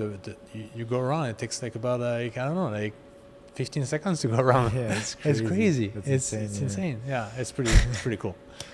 Yeah. The park I was looking for is Golden Ears. Yeah, Golden Ears. Yeah. Super nice. I've actually had a couple of runs there. Yeah, There's some running clinics. Yeah. Golden Ears, beautiful. Yeah. The mountain. I've never climbed it actually, but yeah. Yeah. There's two, because this makes me think about two things: running and wood. So the first question was, how much wood do you actually need here, and do you actually get to run your Not so much. Not so much, yeah. Not so much. 'Cause I was gonna It say, burns slowly, Oh, yeah. so we use dense wood, so we don't use fir. All the trees that we were talking about, they're most likely fir trees. Yeah. We use dense wood, like apple wood is one of the best that you can get locally with all the orchards. We have a lot of birch as well. Birch, apple are the one that I've been finding here. I don't know, it's not that easy to find wood, but it burns slowly. It's dense wood, so it burns slowly but high, so it doesn't go in ashes in like 2 seconds. And you got to imagine that we were saying like it's 950 Fahrenheit, sometimes 1,000 Fahrenheit in there. That means if you put like a log of fir at 1,000 Fahrenheit, it's so light that it just within like I don't know. We should make a test. Like maybe in a minute, it's gone. Yeah. Like it just burns 1,000 degrees. Like it's so light. So hardwood, we do about I would say like we've been doing an average like a cord every 2 months. That speaks to you, a cord? No, well, It's about, I think in Fizz, it's 4x4 by 16 or something like this. Like I know in the stair. I don't remember the stair. Yeah, no. Stair. Anyway, it's a pretty big pile. It's one cord. It's not much for 2 months. For like we open 20 days a month, so like it's pretty efficient. Let's put it that way. Yeah, we don't lose so much heat because I guess we don't see the chimney, but the chimney that you see at the top of the oven, the hole is not at the top. The heat comes back at the front of the oven and goes back into an angle. Oh, I see. So the heat stays in the actual oven and doesn't escape that easily. If we had a hole in the middle, it's just shooting like the whole heat that you created in this, so you lose the energy. But so it's very efficient in that way. It just takes a long time. Yeah. Cool. So. And the running? Yeah, getting on this. I know you did. You have like a friend that organizes like a race for something. Yeah. You know, like every year. Like talk to me about that project, because I don't remember the whole. It's a friend that you gotta actually do like an interview about. He's fully on. Actually, I asked him. I'm telling you that right now. He's what, sorry? He's on for the interview. Okay. Yeah, I talked to him. Really? I saw him the other day. He was like, "Yeah, I'll do it." So maybe if I'm gonna do something with him, maybe we don't go too much on his own project. Yeah. But how did you start? So let's get a little bit on how do you, because you run because you like it, because it brings you something, it separates you, it kind of gets you a little bit outside. What do you like about running? It's funny, I ask my question maybe every time I go for a run. Like there's one time in a run, like there's always maybe not always, but often when I'm like pushing or something, and I'm like, Why do I do What do you really like about this? Yeah. What do you enjoy about it? And there's multiple answers to it, and depending on like where I'm at in my life as well. I think there is like multiple answers. If I correlate that to like the moment where I was opening the restaurant, if I will like this probably 10 days or like 2 weeks prior opening the restaurant, that it was not possible to run, but I think in the last moments I would go for a run and I will scream out and like do some crazy stuff on my run. I was so stressed, and it was a way of coping and being by myself out in the nature. I pretty much sorry, how do you say that? I mainly run on the trails, so I never really run on the pavement or anything. I always go to the park here on Cal Park, and it's just a way to like cope with the stress and just like break, like leave it behind, and just try to like forget and give myself, my mind, a break. And then there's moment where I go and I'm like I don't have to go for any reasons. But then I catch myself, I'm like, why did you go then? Why are you running? And it's because maybe the challenge. I like pushing, I like, the challenge like of like going up faster I don't know, going down faster or do that run. Or I like to just be in the park and be in the nature and like enjoy that. It really depends on like, and in Vancouver when I was to be in that enchanted forest, I was like, regenerating myself and it was a huge part. So there is definitely a way of like coping there, and there is a way of challenge. But the other day I was pushing as much as I could, and I'm like, why are you pushing? It's hard. It's like, like I'm suffering like hell, and I'm by myself in the middle of nowhere, and you look at yourself from the outside and you're like, it's kind of stupid. Like what am I pushing? Is there something more into me that's like I'm trying to deal with, or like why do I put my body through this like extreme, like it's not like I'm an athlete, it's not like I'm like training for like being the best. I'll never be the best, but then that pushes the questions of like, why am I doing it? Why am I pushing myself so much right now at that time, at that moment? There's no reason. I'm not training for anything. I'm not training for a race. I'm just running. I'm just going to the park. So it's like, it's a very interesting kind of relationship that I have with running. At first I did it because I love it. I love trail running. I wanted to trail run. Still want to do like some long distance, like 100, 160K, 100 miles. Those are like some really long distance, but I don't know if I have the time for it now. It's a bit of a commitment, but so there's multiple like things about it. Yeah.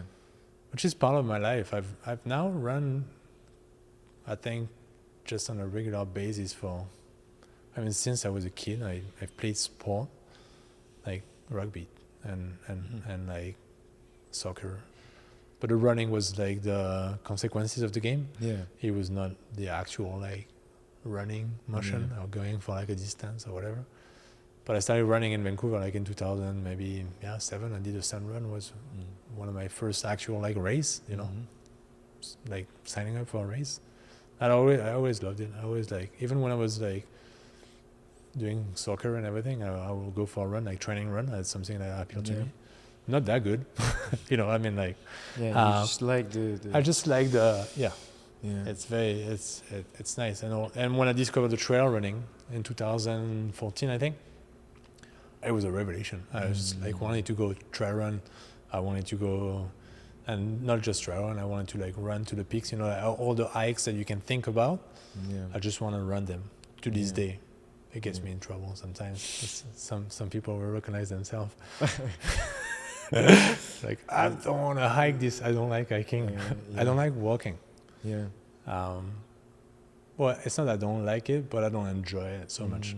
Let's put it that way. I like the physical aspect of something, even though it's kind of physical, like hiking.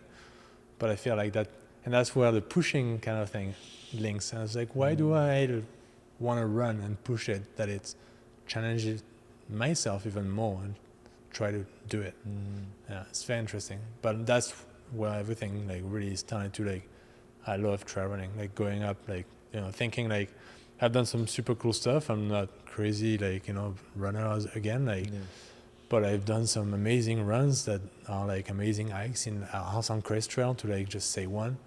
I've done it twice, like in a running style kind of motion. It's a hike technically, but lots of people run it. And yeah, it's just thinking that you can do it at this distance and running it within like 7 hours instead of taking maybe an overnight to do it. Mm-hmm. For me, it was so happening at the time. I was like, oh my God, I can train to be like, I can run this in like 7-8 hours, whatever, but I do it in a day instead of having a big pack and then like going for like, which tied to what the trail running kind of became at the time. It was starting to be popular and like people started to do that as well. It was, I think, and I don't know, it got so happening to me being at the top of the mountain with a light pack and just a running vest and just keep on going, going up and down and like, it's just, there's nothing better than that for me. Yeah. It's a freedom. Well, I speak too much. Sorry, I get into it. No. Yeah. It's probably the nature aspect of it, right? Like yeah. Part, yeah. Oh, the fact of climbing a mountain and like in a running fashion, getting to the top. I mean, we've done that for like centuries. It's like we want to get to that peak. It's not everybody likes it or wants to do it. It's not like everybody is drawn to it. But when you look at a mountain, I'm a mountain person. I think I qualify myself as a mountain person. I don't go to the ocean, for example. I'm not drowned by like going at sea and I don't know, be on the boat is not so my thing. I like mountains, so I'm like, I want to do that peak. I want to run that peak. I want to back that peak. Kind of thing is to this day. Like I still have some projects that I love to do, and just it's doing in nature. Nobody's out there. Which is a nice break from this industry where you're always engaged, always engaging, always social. Even if it's a natural thing, you're constantly motivated by this like social part of it. So for me, it's a coping mechanism or like a way of enjoying something. Yeah, you need a break. You need a break away from like everybody like hikes and everything. Yeah, it's totally. It makes a lot of sense. Yeah, that's funny. You said mountain of ocean. Like I remember like hearing that like people are either ocean people or mountain people. It's an interesting think about. I guess like I would probably be a mountain person too. Nothing wrong, some ocean here and there. That being said, but it's and like the whole because you opened here, like you built this place. Through the end of COVID, right? Yeah, it was. Let's say it was over. It was COVID. COVID was over. Okay. I mean, it's still not over, but like the affecting part of it, the really like, for the regular like for businesses and like regular daily basic life, like it was kind of at the end tail, I think. Yeah, we had no more restriction. I was working at a winery here called 50th Parallel, and at that time, that summer, we didn't have any restrictions, I think. I think it was over. Yeah, no more even like parties or anything. Everything was like all wide open, which was crazy. So I started at the end tail of it. I see. How did you... So here, it was an empty space, right? Full empty. Yeah. Okay. It's just a slab of concrete. That's it. How did you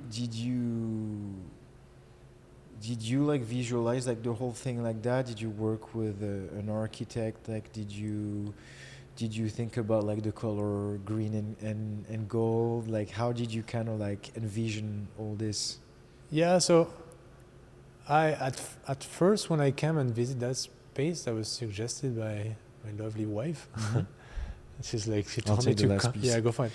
I told her, like, she told me like, you should check it out, and I never really did because I thought it was kind of like too big at the time. But then I went for it. I came and check it out, and I was like, wow, it's a nice space. It still did appear very big, and probably too big for what I was envisioning at the time and what I was capable in terms of like financing that project. I wasn't sure, but then I kind of started to put things on the paper and like calculate like if it was doable.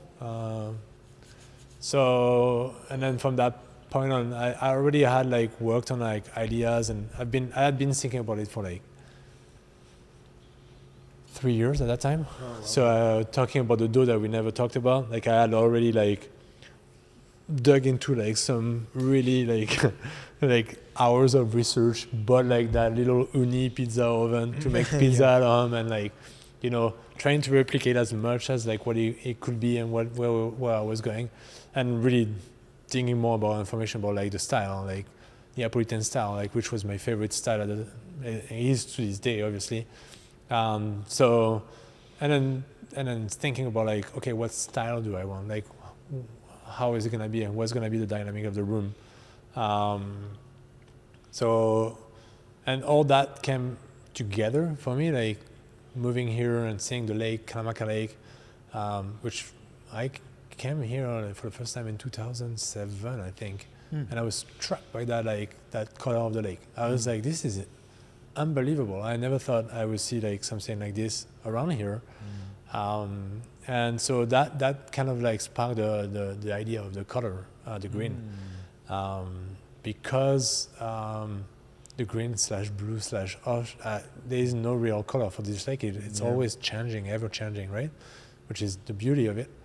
And then the relationship with water. So I wanted to link like the elements, because you have the fire of the oven, but you have the hydration of the dough, which is like linked to the water, linked to the lake, linked to the color. So it's all the elements coming together within the restaurant in a very subtle way, but it's present. And then the oven is actually the closest green that I got from the color of Kalamaka Lake that it gets when it's like at its pinnacle, kind of like beautiful blue / green / yeah. So that was the back idea of the green branding. Interesting. I thought it was Italian. It was Italian, really. I guess that works too, because green is a pretty Italian color. Oh yeah, I see. Don't you think that? No, because it's part. Well, it's part of the flag, right? Like green, white, red. It could tie in that, but like, that was not the. I thought it's coming from like more like a. Well, it links to me, nature. Yeah, that links to our conversation. That's nature is really important to me, and and you say wood, and then you say like we're using wood, we're using the nature, like all these kind of elements are very present, and so that kind of like combine the whole like aspect of it into the place. And then I wanted something very clean, and when I say okay, I'm gonna go for it, I'm gonna sign that lease where you like, should I do it? Should I not?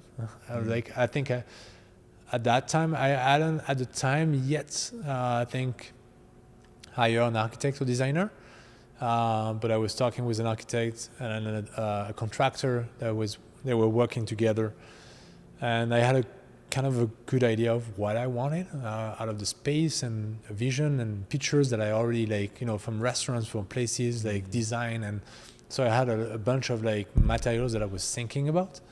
And then so I hired that designer, which is an architect designer that worked with the contractor previously on some projects and done restaurants, or like, I'm not sure if they did a restaurant, but anyway, they had previous relationships. So I was like, that makes sense, that ties in together. So so I worked with him for like quite a few months back and forth, where I put like pretty much the idea and then my perspective and everything into like it's talking to us. What is this? Oh, it's the. It's the. No, that's there's a pump actually behind there that should stop like in a second.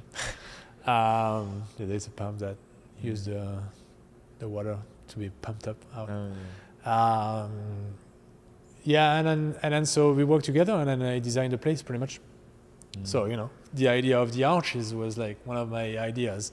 I wanted arches like that replicates that kind of like architecture from like the Roman kind of style, and which doesn't tie really much with. But that kind of like reminds you a bit of Italy, right? In a sense, the arches, and then lots of elements that I wanted, and then the rest is pretty much me in terms of like choosing like all the materials, like the chairs, the tables, the finishing on the table, the finishing on the chairs, the color of the chairs, the colors of the bar stools, the countertop. That was one of my creation that my contractor never thought it was possible to do, but I had done at my restaurant previously, and I worked with.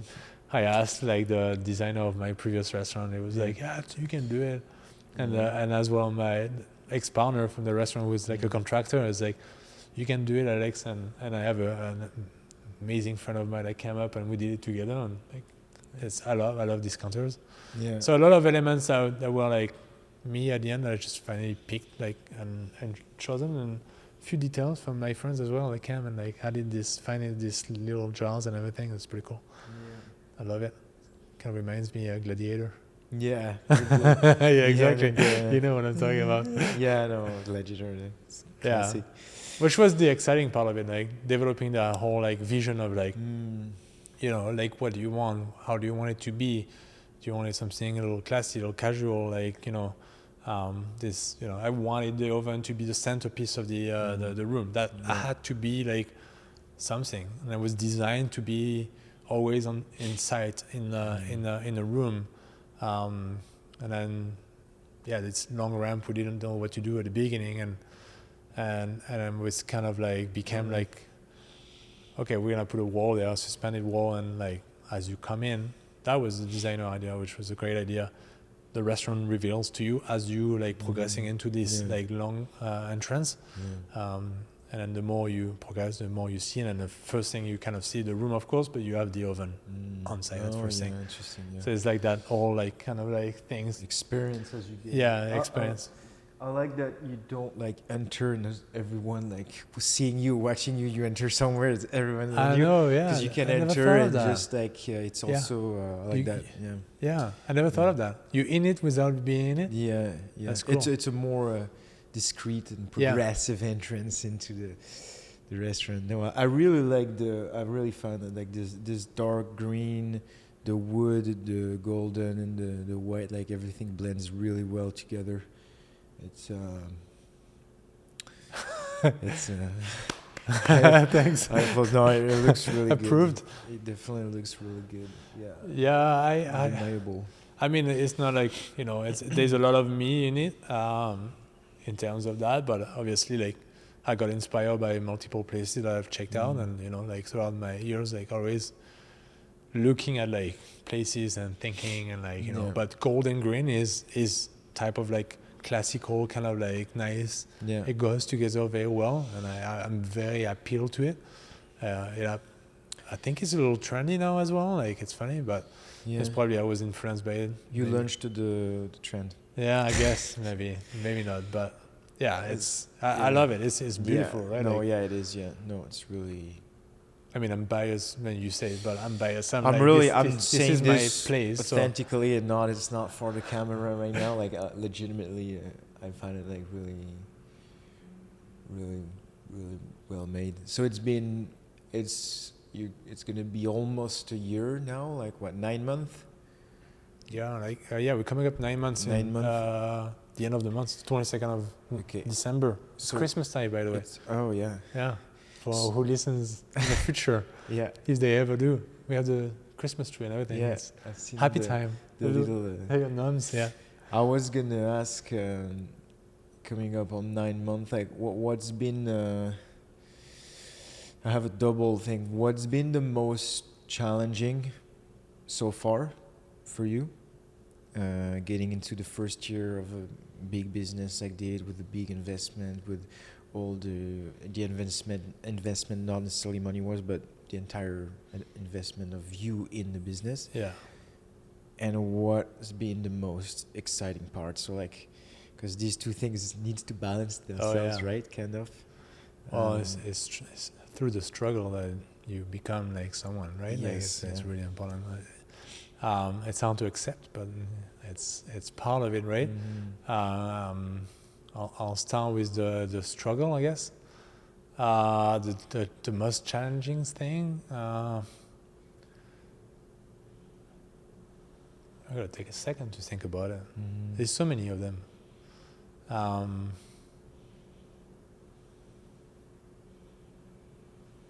funny because you know what happens? It's a natural thing. Because now we're 9 months, we just passed that period. I think it was passed within the 6-7 months. Where you still hit that beginning where I think the most challenging part was that big just before the opening and through the opening. Up to the 4th, 5th months, I think was the most challenging part of it. But then we're now in 9th month, and then you like the human nature of thing. We forget about the struggle and we just remember the good thing. I think it's a saving mechanism, because otherwise you'll just be miserable for the rest of your time if you were always like, if the worst thing will be coming up to your mind all the time. You know, like think about history or you passed or whatever. I think good memory is gonna come up. The hard one, I'm gonna have to trigger that to you. You're gonna be like having to search unless you have trauma. Like, yeah, if I don't ask you, generally speaking on you, at least that's me, but like every day I speak, you think about positive things, right? Yeah. And again, I just say like in the struggle, you overcome and you become like better, sure. but it's challenging. You don't really want to tap into that. And then right now, like you asked me what's the most challenging thing, and I'm like, I just have positive things coming in my mind, like, you know, yeah, I think I would have to go back in time, like towards the opening. Yeah. I think I went into like I was almost not myself, you know. Even my wife was worried and legitimately like worried about me. I was not eating. I was like spending 20 hours here. I was not sleeping. You're like pushing as much as you can, you know, and you don't have the choice. I was very tight, like financially, like it was very hard to get there. I felt very like pressed and like just compressed, and I was like, okay, I don't have time. So you push so hard for that opening that like not eating, like I had lost I think 10 kilos. I had never weighted that since I was 22 years old. I'm sitting at 91 and I was like 81.5. I was like, this is like, you're like, okay, what's going on? Like you need to take a step back here. That tells you like how much like I'm struggling, because that means don't have time to eat. I don't have time. I wasn't taking care of myself. First thing was I need to make that happen. This needs to open like ASAP. So I definitely challenging time there. I have some little stories, but I was just like, when is that gonna happen? We've done everything, and now that I don't have the permits coming, I kind of had a big blowout like against like someone that was, I don't know, maybe not really his fault, but at the end I just lost it on him. But that was the most challenging part of all. The rest kind of unwrapped. It was challenging, but once I got to the part of like running the restaurant, it's pretty much that I know that part, you know. It's challenging the first months because there is a lot coming at you. You gotta get the systems, and I was still working like 18 hours a day all the time. Like, you know, I was trying to take like a day off. I had promised that I would take a day off just so I can like recuperate and then work again the Tuesday. And because I'm by myself, like I'm not by myself, but I don't have a partner. So I did it all like with no partners that can be involved at the same level, and then we can work at the same level of like the drive that we can have. And I think looking at it right now, I wonder like to, not that I want to give myself some credit, but well, you can, because it's but it's pretty rare that you see a restaurant to maybe that scale that, well, it's only one person. Like, I don't want to say the restaurant is, you know, but to that level of like finishing and everything, and the investment that it takes, like personally, but like money wise, yeah, it's you don't usually it comes out of a partnership. Like, Yeah. there's little partners, but they're not real partners. Only one actually at the end of the day that's a partner. Like, but he's not even a partner. It's just he was nice to me to lend me just a little bit that I was missing to like finish that financial part of it. Yeah. But he's not expecting any. He doesn't have anything, and so I was pushing by myself. Yes, I know, but I was involved at that level of thing, and I was so struggling. I was like, I don't know. I just thought at some point I was not gonna be able to do it, and there were an even more challenging period. I think that was the year before when I signed the lease. I think about 3 weeks after or 4 weeks after, like when I looked at the number, like how much it was gonna take, I was panicking. I couldn't sleep for like I think 4 weeks or 5 weeks. I couldn't sleep. I would get up at I would go to sleep 11 or like midnight, wake up at like 2:30, 3 o'clock, and my brain would not stop thinking, how am I gonna do it? How am I gonna put that all together? I don't know. Like I didn't have the answer, but I'm trying hardly to like. In my brain, I'm just like, okay, I can do this, I can do that, and I was trying to anticipate the future, like which is not something good, but like the anxiety around the fact that I had signed that lease and it was gonna have to happen, and then I'm facing the reality. I don't know. It just caught up to me, I think, and I was so stressed about it.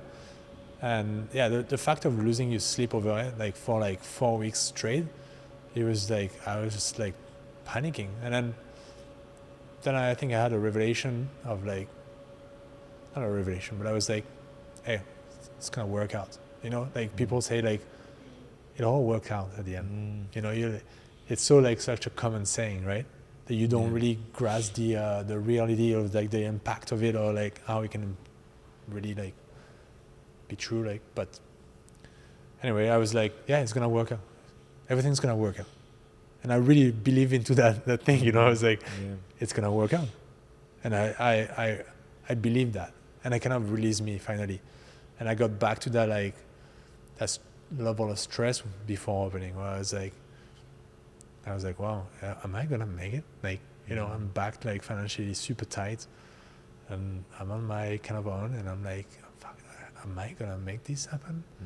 And it was hard to like believe it was gonna happen, but obviously at this point I was like, everything is in motion. Like we're looking at like, we just have to have a permit to operate, or maybe the floor to be put on the like. But still, like it was so challenging. Yeah, so challenging in finding like the staff and everything. I didn't have the staff like within maybe like all my staff like 2 weeks at the end, and yeah, so like you like bombarded with like thousands of things to do and like and really like create, and yeah, so that was so hard, but it was a great experience. Even though it was hard, it was really good in a sense, and that's why like, and then I come back, it's like from something really hard, I'm like, just like everybody, like if you don't get challenged, you go back to the running. Like if you don't challenge yourself, it's just, I don't think you become someone if you're not challenged, like, or you're the same, just stay plateauing. If it's good for you, fine, but then you never know what is waiting for you through the challenge and what comes out of it, right? Yeah, for sure. It's also just like more exciting. Well, I mean, this is a pretty extreme challenge, but when you're not, when you know for sure. It is challenging, but there's a lot of people that go through that as well, I think, like I always like to like look away from it. I'm so in it, so it's like, it's for sure, it's just so like you become almost too much like about it. Just that's all I was thinking. That's still sometimes all I'm thinking. But hey, restaurants been open for like everybody open restaurant every day, it's challenging for everybody. That's the way I lived it personally. But yeah, like it is, everything is different depending on where you're sitting and how you sit and everything, right? That was me inside it. That was the struggle. That was my struggle. I was struggling about thinking I was not gonna make it, especially financially, like cost a lot of money and everything. But sorry, what were you gonna say? No. I mean, that's no. I was saying like first of all, like this that struggle is like perfectly justified. Like that's for sure. And then the second thing I was gonna say is that what are like things that you plan? I don't know if you can reveal all the secrets, all the secret things, but like, are they like new things that you're gonna start maybe doing the spring or the summer? Like, do you know already? You have like projects to do like new things here, or all the things that you can talk about, or Yeah, I can talk about. There's thousands of things I want. Maybe including open another restaurant. wait. No, there's always a lot of things. There's things that I actually had to cut off from like the original project, like things that I had to like eliminate for a financial part of it. That I really love to like just add to the restaurant. It's a classic thing, but just a beer tower would be nice, and everything is ready for it. But it's a big investment for it. For some beer on tap. Beer on tap, yeah. Like so, you get a tower, tap nice. Tower. It'd be nice, right? Mm-hmm. I have a bit of a. I'm a little bit like hurt by the fact that it's not there, but it's fine. It's working, and obviously beers by the cans are actually pretty good. They are can again. Beer on tap is the cakes can be faulty, the line can be long, the line that goes from the fridge to your tap, if it's not well proper clean and everything, like you don't get a proper beer all the time, right? So it demands a lot of attention. So I'm really content with like serving actual like beer by the bottle or the can, because they're always they're perfect in a sense. Sometimes not actually. I've had a batch of like they had something air or whatever that was going through the can. So like that was one of them.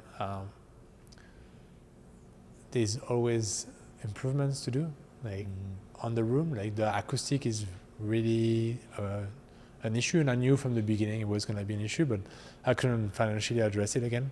So I had to, kind of like try to forget about it, even though I think it bothers me every night that I work here. So I think it's something I'm going to address pretty firmly, like soon in the next year.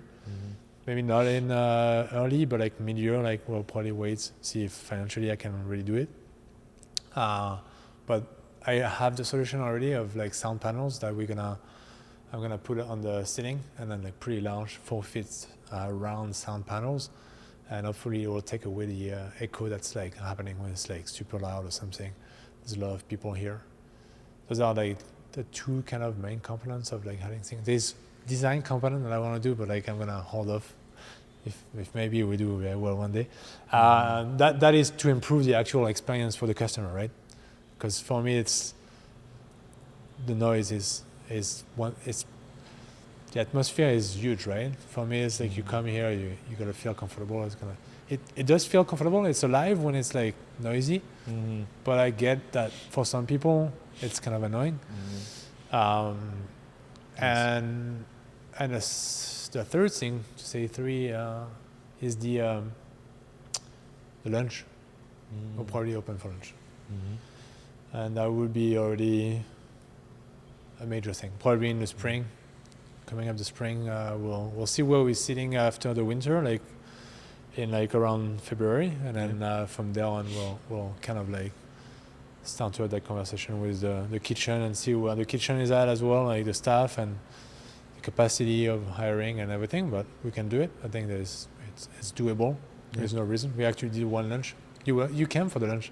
The only lunch that we did here. Really? Yeah, you were here. Oh, that was it was there were like was it a festival or something? Oh yeah, I remember. Yeah. It was the Sunshine Festival, I think.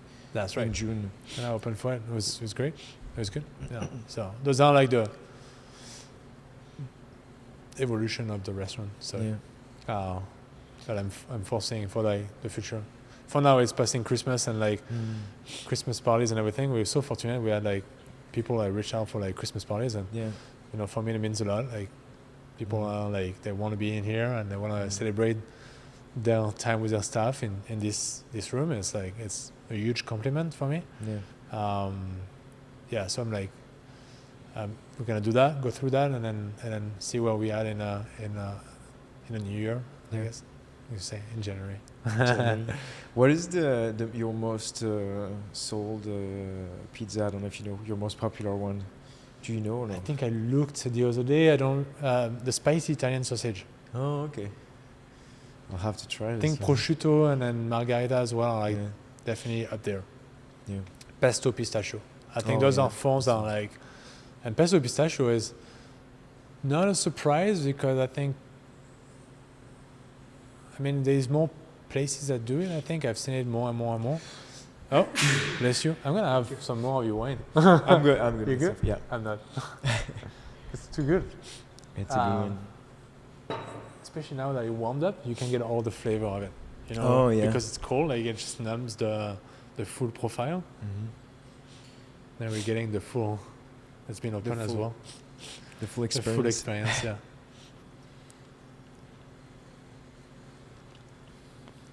Yeah, that's nice. Yeah, pesto pistachio. It's pretty cool. It's honey, you know. There's no the spice component with it. It's not like a spice and sweet kind of thing. It's just mortadella on top, and yeah, that's been selling very well. Yeah, Super cool. I've had this one here. Yeah, I really like it. I People really love it. like sweet savory on pizza. It's Well, funny because I'm not a big fan Yeah, typically, and then I like it. this one. Yeah, there's the most famous one is probably pineapple, but like it's a big debate as well if pineapple. It can be on It's funny pizza, how it but makes us smile, both of us. It's so funny. do you like pineapples on pizza? No, No, okay, yeah. I mean, it doesn't work very well for us as well because it renders so much juice, and because the pizza cooks so fast, we can't leave like pizza styles that like cook for a long time.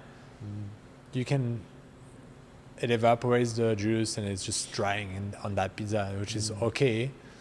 But like on our hand, like in 90 seconds, like that pineapple that's so juicy, just spread on the pizza isn't the best. So we even like developed like not developed, like we had to like press our pineapple before. So we put a weight on it. Right. So we press the pineapple so the juice come out of it.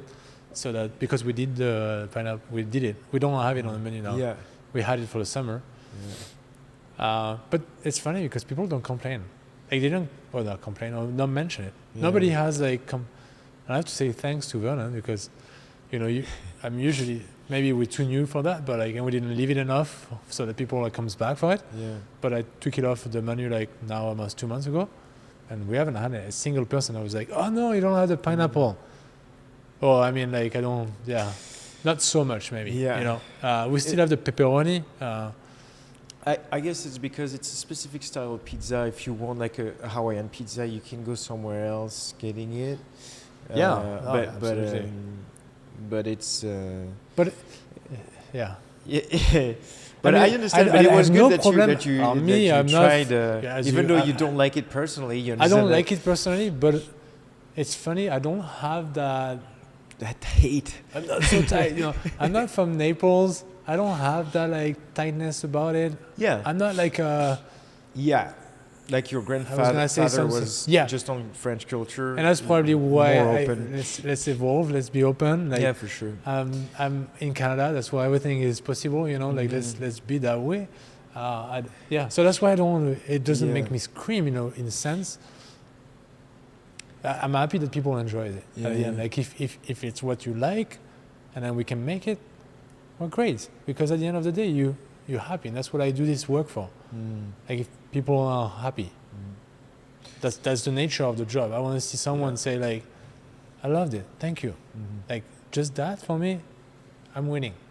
So, going against something that's like, it makes like the newspaper and makes like a good documentary or a good video of like, there's this video that my chef had shown me, where the guy is like explaining the whole thing, like how to make a proper and eat the pizza, the pineapple pizza, and it's just like describing everything, how you do it and everything. He's like, and then to eat it, you grab it like this, and you put it in the garbage. You know, I think it was hilarious. It's awesome. Yeah. You know, it creates content and everything. It's a good debate. It's like, but you like it though, you say. I like it because Jenna, my partner, my fiancée now, she loves Hawaiian pizza. She often takes it. I had never tried before, but I'm very open-minded, and I really liked it. But it's not my go-to at all. Like she takes it, I have like one slice of it, and that's fine. And then and if I can make a personal suggestion, because there's one that was like a combination that was really good that I liked. They had that for a moment, and then they removed. It was a savory and sweet as well. It was a fungi, but with grapes on it.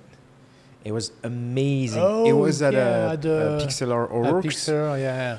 You told me about it. They had that, because like I was. You were fanatic about it. This pizza was amazing. Like I was going there for this pizza, and then one day I ordered it, and they removed the grapes out of it. So Pixelar Orox, if you listen to this, put back because this combination. We'll make it for you. I would be. We'll make it for you. Because like this combination was just amazing. I don't know what it was. Because it was a white base, like some big slice of mushrooms and some big half grapes on it. Half sliced? Yeah.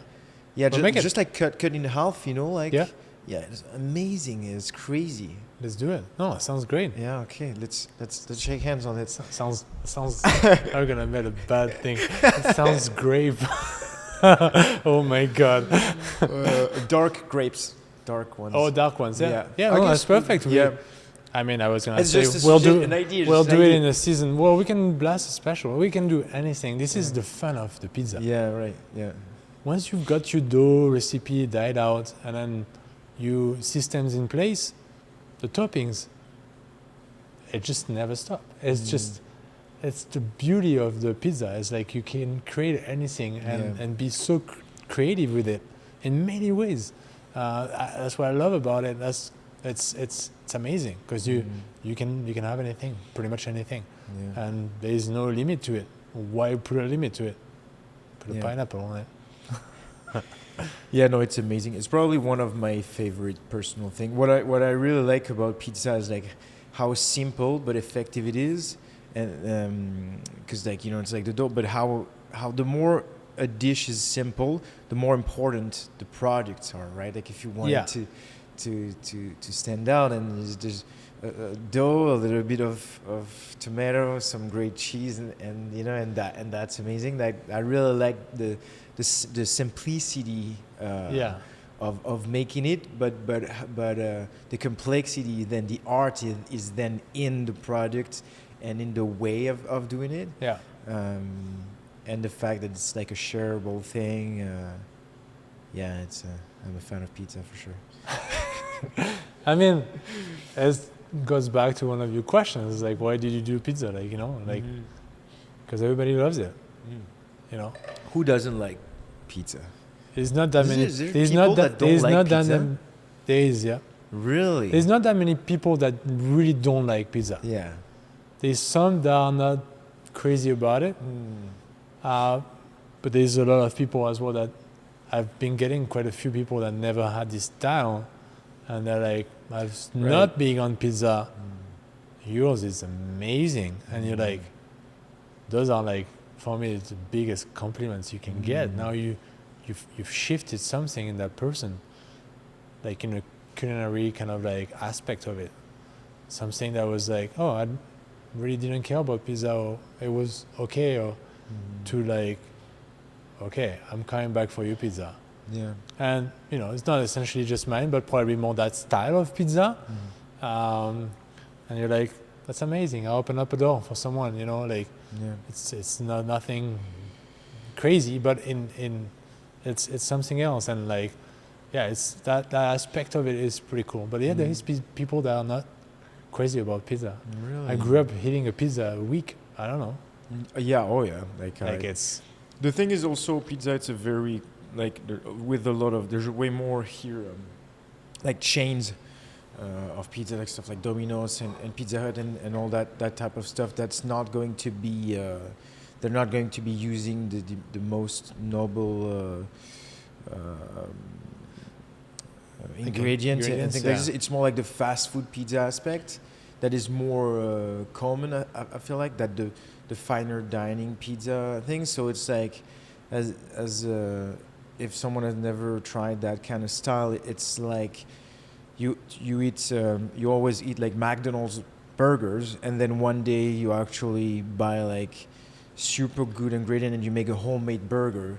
Like that's will be the kind of like the same. Yeah, you like the reaction should be like, oh my god, this is this is kind of like amazing actually. Yeah, I agree with it, and that's why I like, I like the fact that I was a kid and I'm still a big kid. We're always kids, right? Yeah, still a child, but. I have that memory, like I was saying earlier, like of that kid going to the restaurant and just, wow, that pizza is so good. And that stays with you. If that stays with you, right there, it's opening up a door and a memory and something that's like will capture an instant of your life. And then for a kid, it's amazing for me because the kids, when they come here, they will remember. They'll, like, I want them to remember. Yeah. I went to this pizzeria and I grew up in my town. There was this pizzeria. I want the kid to be the kid that I was. Yeah. Because that pizzeria that I'm talking about in my town, that's the only pizzeria I will go all the time. It's called La Romane, and I think it's still there. And that's the only one that I will go. And that's what I remember, what is a good pizza. And I want kind of that to happen here. I want that little kid to remember I grew up in a town in Vernon, and there were this pizzeria, and I used to go with my parents, and that's what I'm looking for. Who knows what that kid is? Maybe it could be in Vancouver or like traveling or whatever, but he's looking for that pizza that he remembers. For me, that's amazing. Yeah, that's the way I see the actual like component of it. Yeah. Yeah. Wow. What? That was a really good. Good story. Yeah. Good way to put it. Yeah. That's why I love when the kids come. And when the kids tell me like, it's amazing, I love it. I'm like, well, here we go. One more.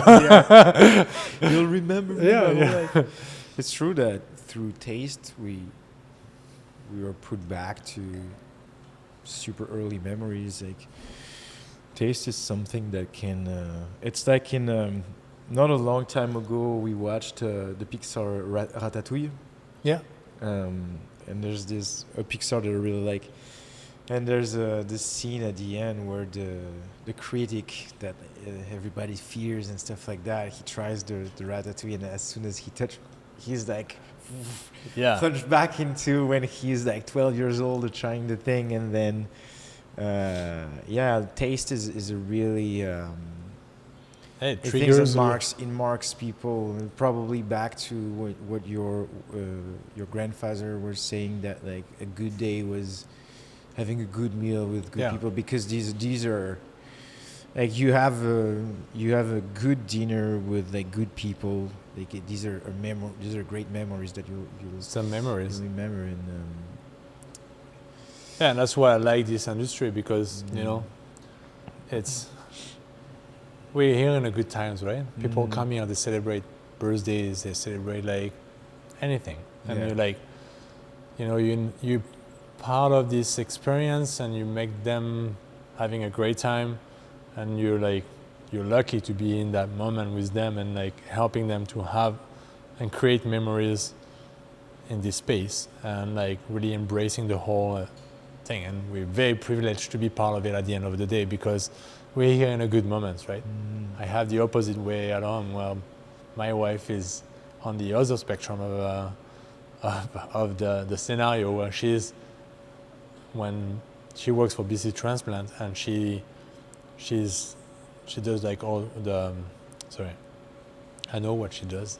It's complicated to explain, but I'll try to make sense. She's at the retrieval end of like the BC Transplant, so she's on the side where they retrieve organs. So she approaches family at the end of the life of their families, and it's the worst moment that you can be in with people, despite having like a silver lining in the story. It's still like she's there approaching families that lost their like family members, and it's like so hard. Well, we are in a situation where we're in the happiness, we're like in embracing and like creating memories and all that. So, and I always remind myself of that we're very lucky of giving that to people and giving that moment of like forgiving, not forgiving, forgetting about like your life and like what's going on and just being with you people and like embracing that. And it ties in with my grandfather again, but kind of way of seeing the things, because those moments makes memories, right? Like makes you life, and it's very valuable at the end of the day. In my culture, I don't know, in so many cultures, I don't know, I think it's a common thing for people, right? Like the food is like a uniting thing. Like we all get together around today, like a table, and take that moment of eating and trying and having something, talking about it, bringing memories. Yeah, so it's a privilege for me to be in those moments and make people happy. It's a big thing. Like I like to make people happy. It's but it's and that's part of that spectrum of the. It's more than just a restaurant, you know, like, or like being successful and making business and like, you know, it's just what comes with it, and then the memories. Yeah, it's pretty cool. Amen to that. Yeah, it's and I don't know where I was gonna go with it, but it's pretty special. It's pretty special to be on that end of it. And people don't often think about it. It's not something you think about, and of course it's your work, and you come to your work, and you know it is what it is. But you give the people a break in their life, you know, and they've chosen to be in your establishment. And you're like, you know, it's already the fact that people step into into this place. It's already like, hey, thanks. I always tell people, thanks for coming in, you know, and I mean it. I mean, thanks for, you know, making a reservation, taking the time out of your day to trust that when you're gonna come here and spend your money, it's gonna be valuable for you. So all the effort it took you to like come down here, park, find a thing, open that door, and just come here. I'm like, thank you, thanks for being here, you know. And that's, I think my servers saying, hear me saying that too much of time. But it's just I value that part of it, you know, like that people can trust you to like, you know, celebrate their birthday. Yeah, it's pretty cool. Nice.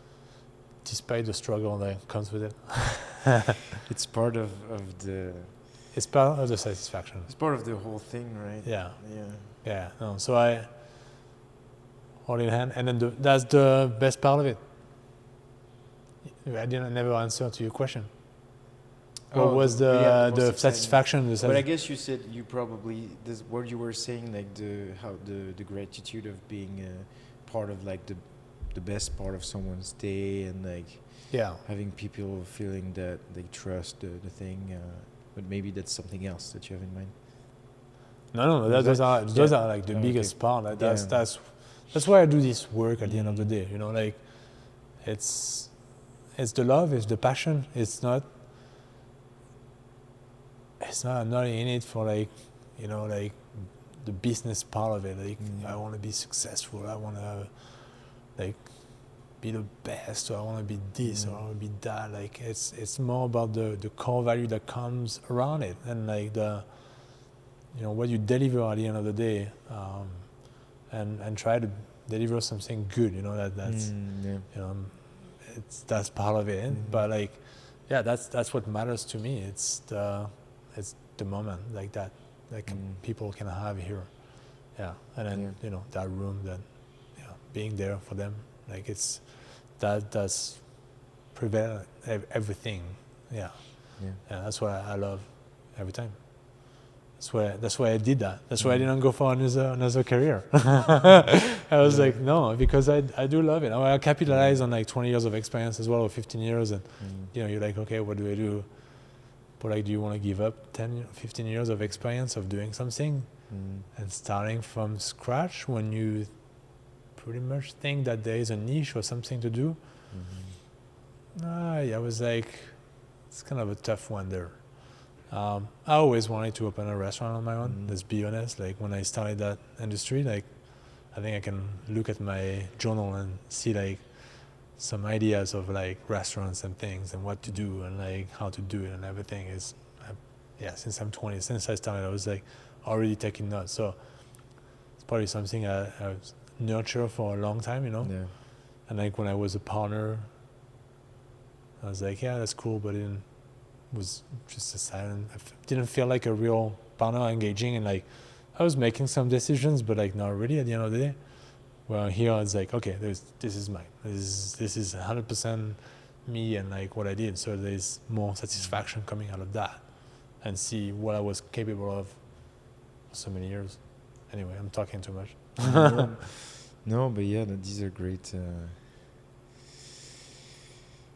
These are great reasons, and in any way, I mean, there's so much physical and mental challenging within building businesses and doing things like that. That if you do it for the wrong reason, because like money, you can make money doing anything, right? But you can't.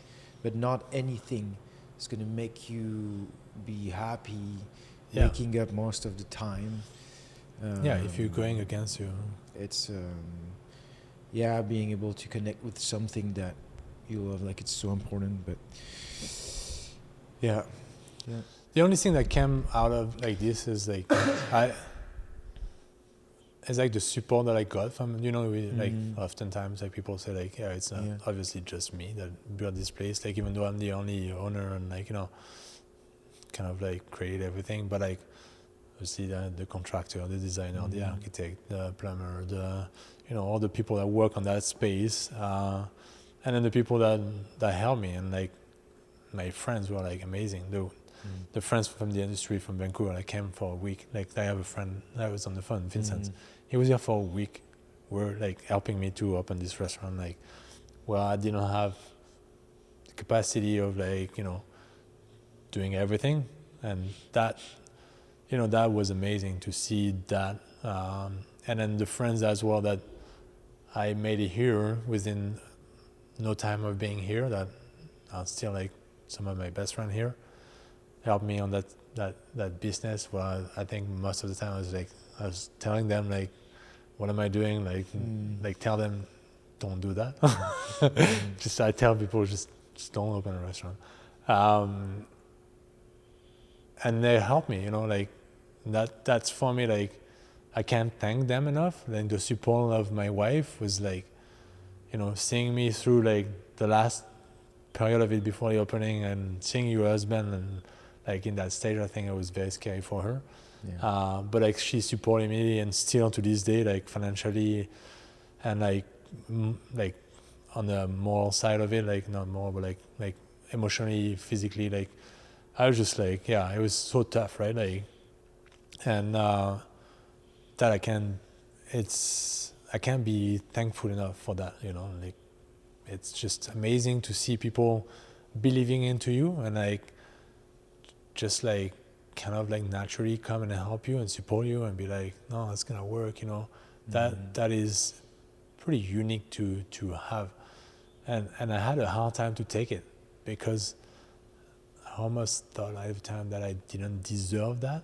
It's like kind of like a guilt, like I don't want to use you guys, you're like, you're coming to help me, that's very nice, but I don't have much, like, and you're like, that's almost too nice, like it's like you guys are being too nice to me. I don't know how to like give it back to you or something. Like I don't know if I will ever be able to give it back to you, but it was pretty amazing to see that coming towards, especially the end of it, where I was a little tight in so many ways of like trying to open this place and like putting like put an open sign at the front. But that's something that was, I'll never forget about this, like how we all came together. My friend that came to the bar, and like my friend that did this wall that was supposed to be my contractor, but like he was like not looking very good, and it's like, you're not gonna leave that like this. And I was like, yes, I am. I can't do anything. I'm done. We're gonna open. And you know, it's like came with his truck. We just moved the whole wall, put it on together, and then like redid it and like put it like this. And I was like, you're just too nice, man. And I just like, you know, put it. He's got his own business. He doesn't have the time and capacity, but he did it for me. And I was like, dude, it's just, I can't thank you enough. But yeah, all this thing, and yeah, my wife, she had to put up with me, and she still does, with all my stress and not being present and just always thinking about this place. It's just like I can't imagine like living with myself, you know, like living with me. Sometimes I'm like, oh my gosh, she must be so tired of like this, and she probably is, but she still supports me and like, you know, love me and like believe in me. And you know, when that happened, like she was pretty happy about it, and still is to this day. So yeah, the support is amazing. So that's what comes with you having an idea and like seeing the support from the community, and then after the community, like people like obviously supporting you by coming to your business, but your friendship, you call people now like waking up to come and see you. Like it's like you're like, wow, thanks guys, thanks again. Yeah, it's something that I'm gonna repeat myself. I'll never forget. That's good. Try that. Because maybe one day someone will need you. I hope so. For the same thing. I hope my friends. And then this is where you'll give back. Yeah, I actually really hope that they'll need me one day.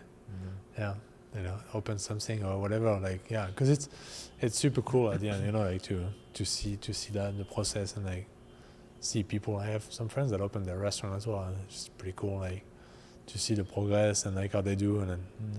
I found my friends so many times within that year of like trying to open this restaurant, and they're probably sick of me talking about all my issues and my problems about like how am I gonna make this thing happen, and like why is it not working, and you know, trying to like seek a little bit of like comfort in a sense, like and reassurance of like it's okay, Alex. You know, I was kind of thinking of like I had questions as well, but like more like, is it really how it happened for you? Like, you know, even though you know how it's gonna happen, because you've been in it for so long, and every time that's like people tell you like, oh yeah, here we go, that's what happens. But when you live it, you're always like, oh, is that really?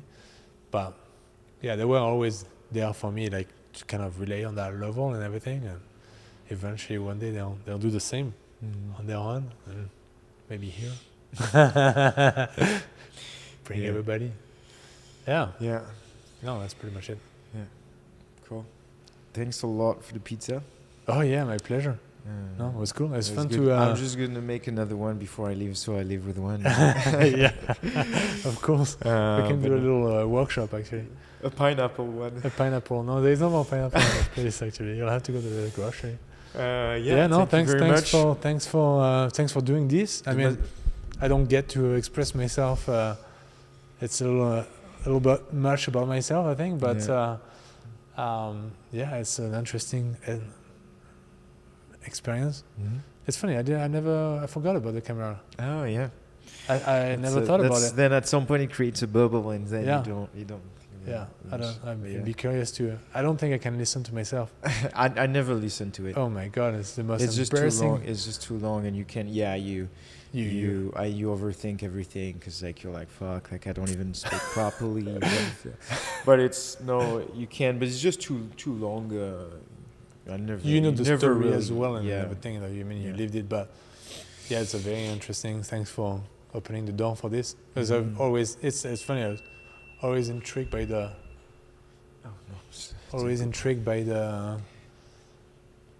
I listen to podcasts and everything, and I was intrigued. I actually wanted to start a podcast out of everything. I wanted to start during COVID. I wanted to do like a restaurant podcast. Yeah, it's lacking. It's lacking. There's one guy in Vancouver that does it, I think, and I listened to it a little bit. It's not bad, but it's not. Yeah, it's lacking in many areas, not areas, in many subjects. Like subjects. Because it's such a great medium, and it like offers a perspective that no one would have ever had on someone. Like for most people, for the people that don't know, like it just gives the opportunity to listen to someone outside of just their own type of work they do or field, and can talk about also. And also it's available, and people consume it while they're doing something else. It's not like you sit and watch. You can also just like listen. It's an underrated medium, but I found, but it's it's a super interesting one for sure. It's amazing. It's good. I mean, I'm a consumer of podcasts. We've done some climbing trip with my wife, like lots of road tripping in the US. Hours and hours on the car, and like just listening to podcasts, just hours of it, and I love it. Like it's super cool. Like in so many areas, like some of the big ones are like really amazing, but like when you find like some that are underrated, or like you have to look hard for it, it's pretty cool. So no, it's very interesting. It's fun. Thank you. Thanks for giving me the opportunity to for sure thanks for talk a little too much about myself. Thanks for opening on a day you're closed. So if you want to try some pizza, the Masiero, downtown, Napolitan, please come and see us. We'll take care of no pineapples right now, but no pineapple right now. Maybe next time. And also soon a fun guy with grapes. Oh yeah, right. Yeah, we'll do it. We'll do a big. Tell me, I'll come the day you have it. Yeah, I'll make a big post on Instagram and everything. Like, and I'll tag you 10 times in it. Sounds good. Okay, perfect. Ciao. Thank you. Ciao. Thank you. A wrap.